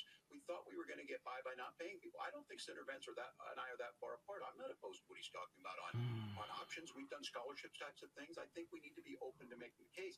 But the issue here is, the question you asked is, you're not going to pay for it with these tariffs. That's just adding another $4,000 on the family and taking less. So not only do they not get the money to pay for that, they're $4,000 in the hole. That's oh my God. That's his alma mater. And so I think the issue here is, if those members of Congress, I can't believe they're not here. When I go to businesses, sure, they'll talk about taxes sometime, but they will lead with childcare and they will lead with housing, because we know the problem is, especially in a state like Minnesota, we need more workers because our economy's growing, but we need the workforce. Governor, thank you. We need to move on. Norah? Let's talk about the state of democracy, the top issue for Americans after the economy and inflation. After the 2020 election, President Trump's campaign and others filed 62 lawsuits contesting the results. Judges, including those appointed by President Trump and other Republican presidents, looked at the evidence and said there was no widespread fraud. The governors of every state. You gotta be fucking kidding me. They're going back to this? And Democrats certified the 2020 election results and sent a legal slate of electors. I call bullshit on CBS. For January 6th. Senator Vance, you have said you would not have certified the last presidential election and would have asked the states to submit alternative electors. That has been called unconstitutional and illegal. Would you again seek to challenge this year's election results, even if every governor certifies the results? Fucking give it to them. Just let them fucking have it. I think that we're focused on the future. We need to figure out how to solve the inflation crisis caused by Kamala Harris's policies, make housing affordable, make groceries affordable, and that's what we're focused on. But I want to answer your question because you did ask it. Look, what President Trump has said is that there were problems in 2020, and my own belief is that we should fight about those issues, debate those issues peacefully in the public square, and that's all I've said, and that's all that Donald Trump has said. Remember, he said that on January the 6th, the protesters ought to protest peacefully. And on January the 20th, what happened? Joe Biden became the president, Donald Trump left the White House, and now, of course, unfortunately, we have all of the negative policies that have come from the Harris-Biden administration. I believe that we actually do have a threat to democracy in this country, but unfortunately, it's not the threat to democracy that Kamala Harris and Tim Walz want to talk about. It is the threat of censorship. It's Americans casting aside lifelong friendships because of disagreements over politics. It's big technology companies silencing their fellow citizens. Yep. And it's Kamala Harris saying that rather than debate and persuade her fellow Americans, she'd like to censor people who engage in misinformation. I think that is a much bigger threat to democracy than anything that we've seen in this country in the last 4 years, in the last 40 years. Now, I'm really proud, especially given that I was raised by two lifelong blue-collar Democrats, to have the endorsement of Bobby Kennedy Jr. and Tulsi Gabbard, lifelong leaders in the Democratic coalition. And, of course, they don't agree with me and Donald Trump on every issue. Good. We don't have to agree on every issue, but we're united behind a basic American First Amendment principle that we ought to debate our differences. We ought to argue about them. We ought to try to persuade our fellow Americans. Kamala Harris is engaged in censorship at an industrial scale. She did it during COVID. She's done it over a number of other issues, and that, to me, is a much bigger threat to democracy than what Donald Trump said when he said that protesters should peacefully protest on January the 6th. Governor? Freedom of speech. Well, I've enjoyed tonight's debate, and I think there was a lot of commonality here, and I'm sympathetic Yep. in misspeaking on things, and I think I might have with the senator. But Me too, man. There's one though that this one is troubling to me, and I say that because I think we need to tell the story. Donald Trump refused to acknowledge this, and the fact is that I don't think we can be the frog in the pot and let the boiling water go up. He was very clear. I mean, he lost this election, and he said he did. 140 police officers were beaten at the Capitol that day, some with the American flag. Set up. And it wasn't just in there. In Minnesota, a group gathered. It was obvious when it was happening. They've already proven that. To the governor's residence, and there may be casualties. The only person there was my son and his dog, who was rushed out crying by state police. That issue, and Mike Pence standing there as they were chanting, "Hang Mike Pence." Mike Pence made the right decision. So, Senator, it was adjudicated over and over and over. I worked with kids long enough to know, and I said as a football coach, sometimes you really want to win. But democracy is bigger than winning an election. You shake hands, and then you try and do everything you can to help the other side win. That's what was at stake here. Now, the thing I'm most concerned about is the idea that imprisoning your political opponents, already laying the groundwork for people not accepting this. And a president's words matter. A president's words matter. People hear that. So I think this issue of settling our differences at the ballot box, shaking hands when we lose, being honest about it. He needs a rebuttal on that big time. What happened on January 6th, for the first time in American history that a president or anyone tried to overturn a fair election and the peaceful transition. That was the most rigged election. 4 years later, in the same boat. I will tell you this. I'd like to go back and see how the Democrats acted in the year 2000 when Gore and Bush Yep, exactly. were neck and neck. Did you want to respond to that? Yeah, well, look, Tim. Yep. First of all, it's really rich for Democratic leaders to say that Donald Trump is a unique threat to democracy when he peacefully gave over power on January the 20th, as we have done. What about what Nancy said? We're going to shake hands after this debate and after this election. Of course, I hope that we'll Yep. win, and I think we're going to win. But if Tim Walz is the next vice president, he'll have my prayers, he'll have my best wishes, and he'll have my help whenever he wants it. But we have to remember that for years in this country, Democrats protested the results of elections. Hillary Clinton in 2016 said that Donald Trump had the election stolen by Vladimir Putin because the Russians bought like $500,000 worth of Facebook ads. This has been going on for a long time. And if we want to say that we need to respect the results of the election, I'm on board. But if we want to say, as Tim Walz is saying, that this is just a problem that Republicans have had, I don't buy that. I agree. Governor. January 6th was not Facebook ads. And I think of revisionist history on this. Look, I don't understand how we got to this point. No, you're right. It was implants by the left, you fuck. Donald Trump, can you do it? And I say there's no place for this. It has massive repercussions.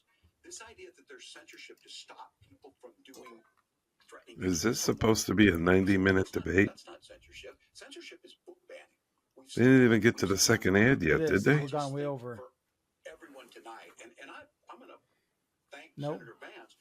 I think this is the conversation they want to hear, and I think there's a lot of agreement. This is one that we are miles apart on. This was a threat to our democracy in a way that we had not seen, and it manifested itself because of Donald Trump's to say he is still saying he didn't lose the election. I would just have to say, did he lose the 2020 election? Tim, I'm focused on the future. Did Kamala Harris censor Americans from speaking their mind in the wake of the 2020 COVID situation? That is a damning non-answer. It's a damning non-answer for you to not talk about censorship. Obviously, Donald Trump and I think that there were Oh my problems God. in 2020. We've talked about it. I'm happy to talk about it further. But you guys attack us for not believing in democracy. The most sacred right under the United States democracy is the First Amendment. You yourself have said there's no First Amendment right to misinformation. Kamala Harris wants to use the Pushback. power of government and big tech to silence people from speaking their minds.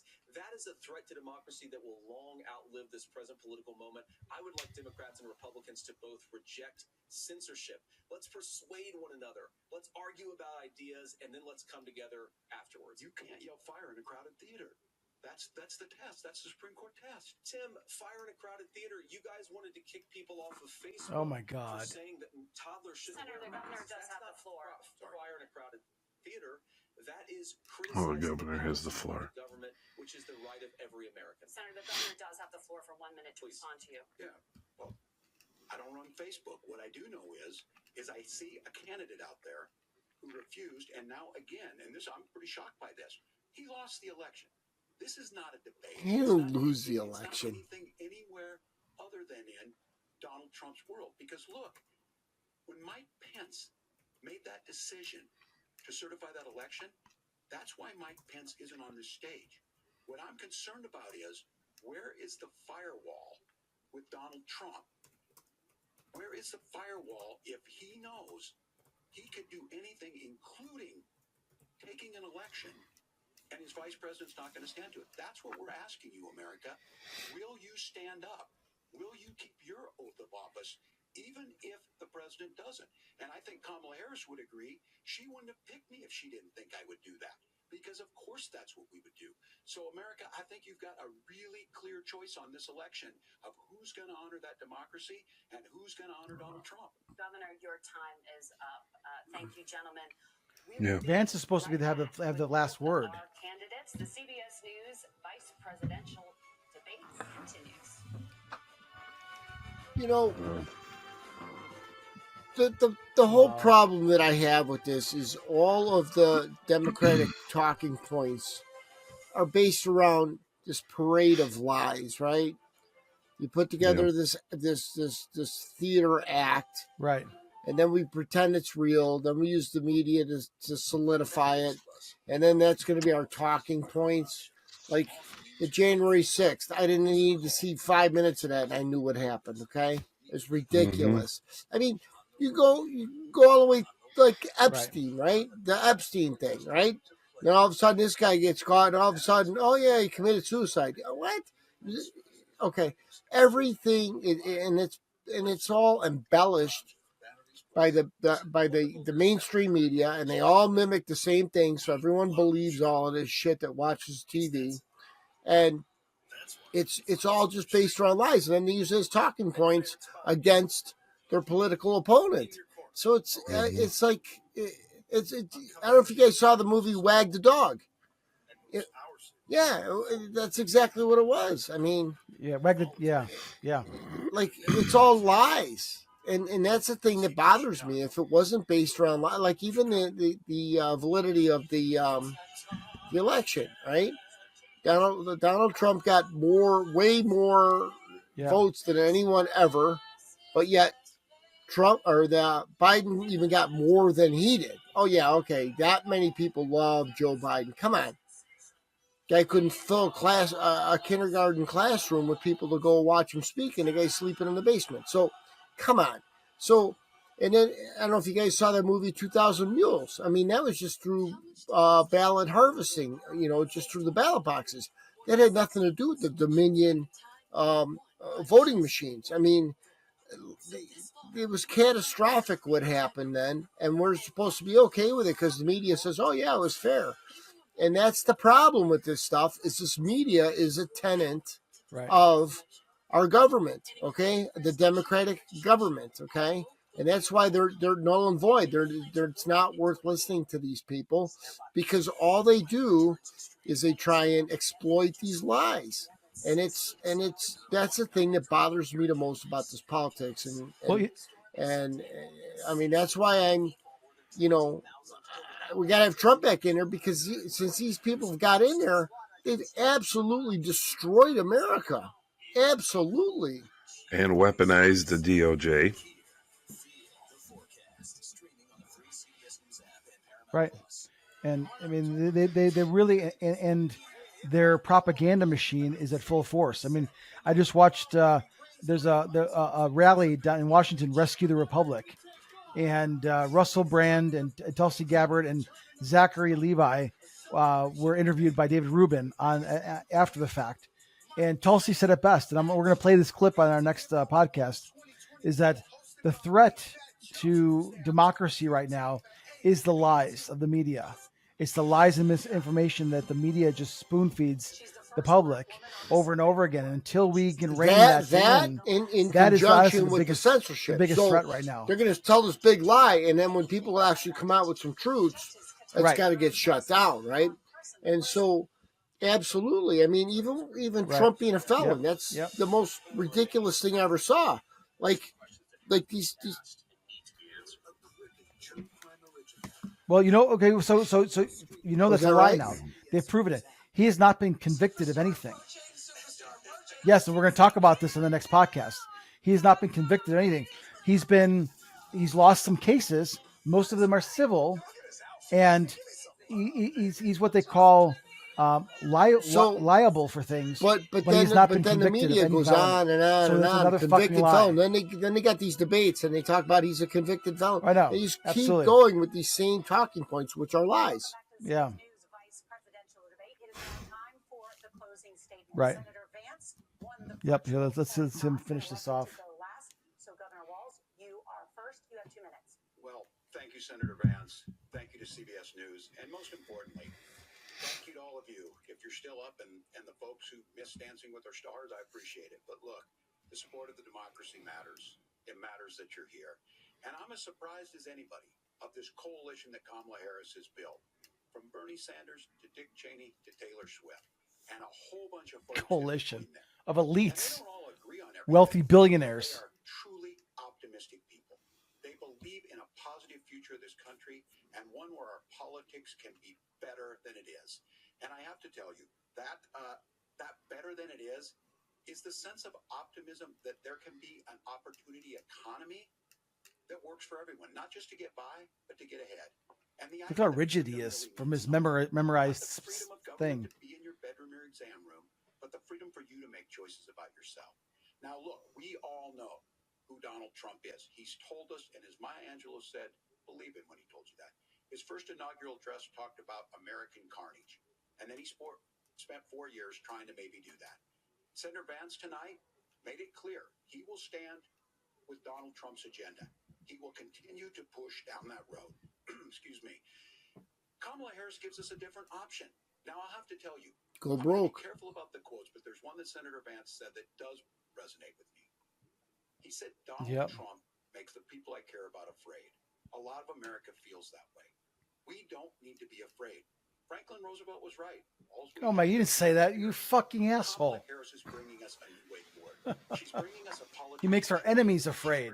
You fuck. For the middle class, and she's centering. That's why I have a tough time watching this. I get so hot. A stooge. Sorry, guys. The guy's just a stooge. I just want to fucking reach in there, bring his I fucking really neck. hope in the closing Vance brings up some of his stuff. I humbly ask for your vote on November 5th for Kamala Harris. Governor Walz, thank you. Senator Vance, your closing statement. Well, I want to thank Governor Walz, you folks at CBS, and of course the American people for tuning in this evening. And one of the issues we didn't talk about was energy. And I remember when I was being raised by my grandmother, when she didn't have enough money to turn on the heat some nights because Ohio gets pretty cold at night and because money was often very tight. And I believe, as a person who wants to be your next vice president, that we are a rich and prosperous enough country where every American, whether they're rich or poor, ought to be able to turn on their heat in the middle of a cold winter night. That's gotten more difficult thanks to Kamala Harris's energy policies. I believe that whether you're rich or poor, you ought to be able to afford a nice meal for your family. That's gotten harder because of Kamala Harris's policies. I believe that whether you're rich or poor, you ought to be able to afford to buy a house. You ought to be able to live in safe neighborhoods. You ought to not have your communities flooded with fentanyl. And that, too, has gotten harder with because of Kamala Harris's policies. Now, I've been in politics long enough to do what Kamala Harris does when she stands before the American people and says that on day one, she's going to work on all these challenges I just listed. She's been the vice president for 3.5 years. Day one was 1,400 days ago, and her policies have made these problems worse. Now, I believe that we have the most beautiful country in the world. I meet people on the campaign trail who can't afford food, but have the grace and generosity to ask me how I'm doing and to tell me they're praying for my family. What that has taught me is that we have the greatest country, the most beautiful country, the most incredible people anywhere in the world. But they're not going to be able to achieve their full dreams with the broken leadership that we have in Washington. They're not going to be able to live their American dream if we do the same thing that we've been doing for the last 3.5 years. We need change. We need a new direction. We need a president who has already done this once before and did it well. Please vote for Donald Trump. And whether you vote for me or vote for Tim Walz, I just want to say I'm so proud to be doing this, and I'm rooting for you. God bless you. Good night.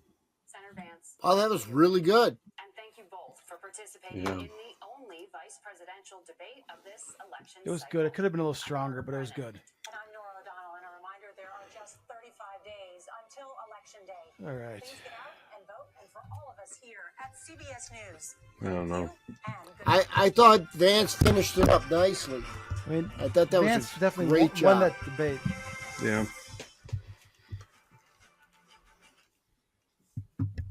I mean, definitely Vance won. I thought he did a great job. I think he could have been so much stronger. I mean, he didn't. He Yeah, did, but he I didn't call, agree. you know what? We need to stop playing so nice, and we need to start calling. We need to call these motherfuckers out on the mat and call it like it is. Not be rude. Not be the raving Karens out there that we know all have seen. Marcus, as much as I agree with you, because you know me, I'm very confrontational. The fact that he should be confrontational on the stage, I don't think is the right move, because a lot of people don't like Trump because of the confrontation. They like these other people because they're all nice and they act like they're crying and they care about the people. While meanwhile, in the background, they're stealing everything that they can and destroying everything that they can and taking payoffs and all the other crap. So, like, I think by him holding composure and him just speaking the truth and he pointed out the shortcomings of these Democrats, right? And it's not very difficult to do because anybody with their eyes open sees what's going on. They see what's going on in their own backyard. You see what's going on in your bank account. You see what's going on when you go to the store. You see what you can and can't afford. And people have to work harder. Some people got multiple jobs. Things are different than they were. And anybody that's out there, even some of these people that buy into all this Democratic nonsense, they even know that their life is not better. They know it, but they like these Democrats because these Democrats, they're kind people. We love Joe Biden because he's so kind, and we love Camilla or whatever her name is, Harris, because she's so kind. Like, they're not kind. It's that face, like, hey, I'm your friend while I stick the knife in your back. That's what it is. I think I'm kind of in between both of you guys with it. I think, here's what I think. I think the composure is a good move. I agree with you, Don, on that. But I think he should be a little bit more feisty. So I agree with Marcus on that. So what I'm thinking is, instead of like being too rabid against him, he missed a lot of opportunity, like I thought Trump did. He didn't bring up the riots in Minnesota, how he just let that happen. He didn't bring up how he was putting the stuff in the boys' bathrooms, and I know we beat that to death. He didn't bring up a lot of the other stuff that Tim has done that's been far left.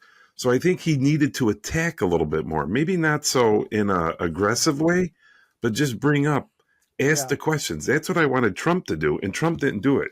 Trump had this ego that he was just going to be up there, make the statements, and that was going to be good enough. Well, I don't think it was. And I don't know if I could honestly say that Vance won the debate. I don't think Tim won it either. I kind of think it was like a snooze fest. That's just my opinion. I don't think it moved the needle either way. I think both parties going to come back and say, yeah, this is exactly what I thought.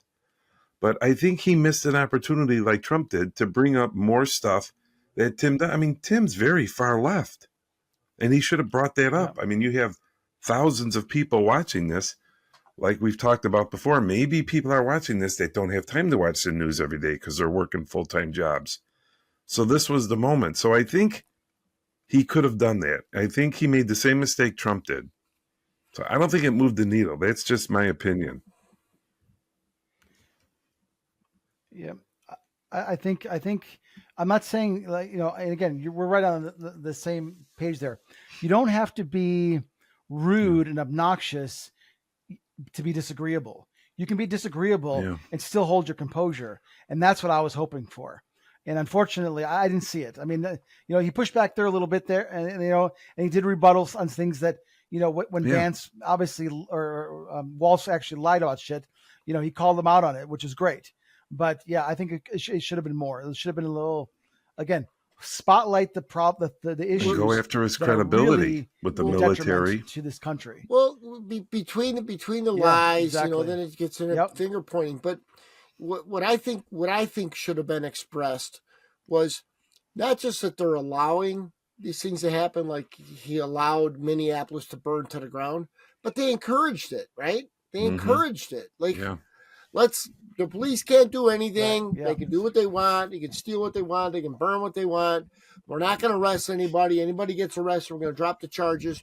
Like, they were encouraging it, like we talked about in our last podcast, by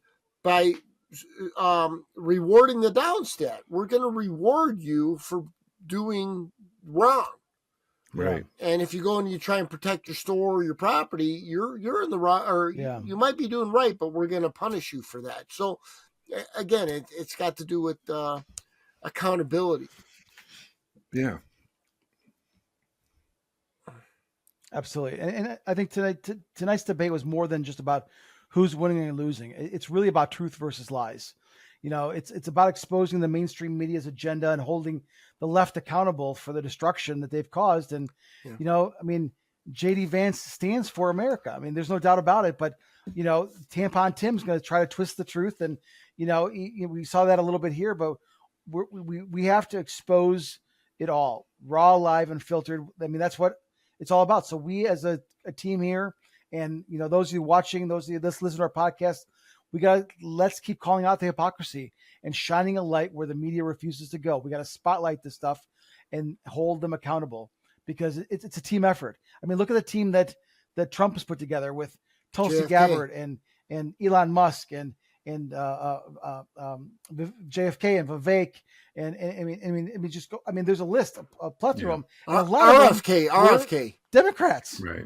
So the fact that they've got RFK, right? Exactly. So we all of it. The coalition. You got the Tucker Carlson's out there. You got all. I mean, there is an army that is going to expose the truth and is going to make America great again, regardless of how things go out. I do think Trump is going to win out. I think there's a lot of feet on the ground and a lot of pushback. We got to support, like what we talked about. We got to support people that support us. Okay, we hope that this type of media is the new media, and get rid of this bullshit media like Sal. I hate to contradict what you said, but when you said people don't have time to watch the news, that's the problem. Is they are watching the news and they're all telling them a bunch of bullshit, so they're solidifying all this nonsense in their head that Donald Trump is a threat to democracy, and then the next one, threat to democracy, and they're all saying it, and they're, oh yeah, Donald Trump's a threat to democracy.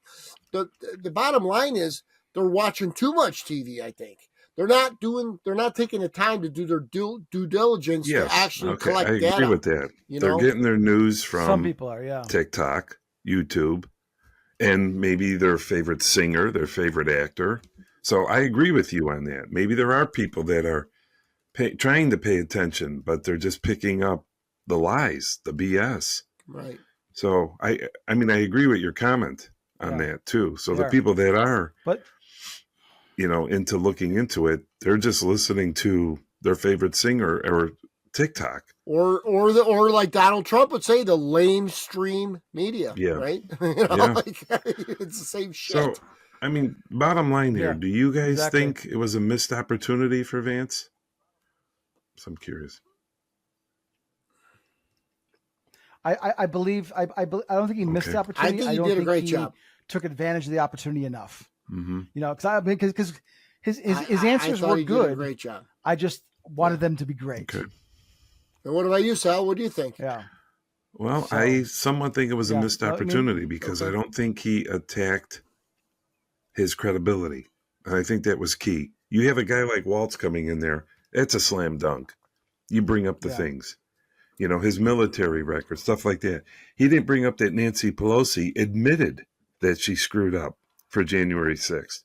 So I think there were some missed opportunities on his part. I think he did a great job, but I don't know. I think he could have did a lot better. Sometimes it becomes that tit for tat thing, though. It could have been better.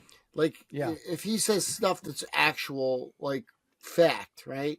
And he talks about whatever, Pelosi, whatever. All that Timmy Boy is going to say is, oh, well, no, that didn't happen, or that's not what she meant, and it's just going to be tit for tat, or Trump said this, or he, it's just. But no. That's the problem. He was so nervous. With this stuff is, all right. Go ahead, Marcus. Okay. Vance could have put him on the mats. He could have had Walz on the ropes. If you look at his body language and how nervous he was and all this stuff, if you would have thrown a few, he would have gotten him so riled up. He would have started crying. Walz would have lost his temper the way Trump used to lose it, and Vance would have held his composure. I was kind of hoping for that. Actually, it would have been. It looked like he was going to tear up. To be honest with you, it did. Yes, me too. Me too. It did. I was hoping it was going to wipe the floor with him. So. But anyway, we'll see what happens here. But it just goes to show we need to get ourselves so we can go live on TikTok. We're going to ask all of our listeners to go to TikTok, just Google straight up no bullshit, and like our page. Become a follower. I don't know what TikTokers call it. I'm still new to TikTok myself, but follow the page, subscribe, whatever the hell it is, because we need to get to 1,000 so that we can go live stream on TikTok, because that is one of the avenues, platforms that I think our message will resonate with a lot of people, and it'll go viral, and we'll be able to make more of a difference. Marcus, I have one quick question before you sign off. Will this be available? Taking 2 hours of your day to watch the other podcasts? Go ahead. Yes. Okay. Great. Yes, it's supposed to be. I do know it's recorded. So even if for somehow the technology fucks up and it isn't didn't record it live, there are different medias. We will upload it live, and it'll be up there. Correct. Yes, absolutely. And we'll load it also on Rumble as well, so that people can do it. And who knows? I mean, I could hear you. I could hear whoever had the debate going. I don't know if it was Don. I could hear it in my headphones. So I'm guessing our listeners are going to be able to hear it too. So that way because we didn't live stream it per se in that regard, but I think they can hear it, so that we'll air it. And I don't know if anyone will listen to it audio wise, but maybe we'll put it there as well. So yes, it'll be available. Thank you. Let's just keep fighting the good fight. I appreciate you guys taking the time, and until next time, everybody keep fighting the good fight. It's all about truth, freedom, and the American way. And we love you all. We appreciate you. See you guys. Until next time, we'll see you on Straight Up No Bullshit. Cheers, everybody.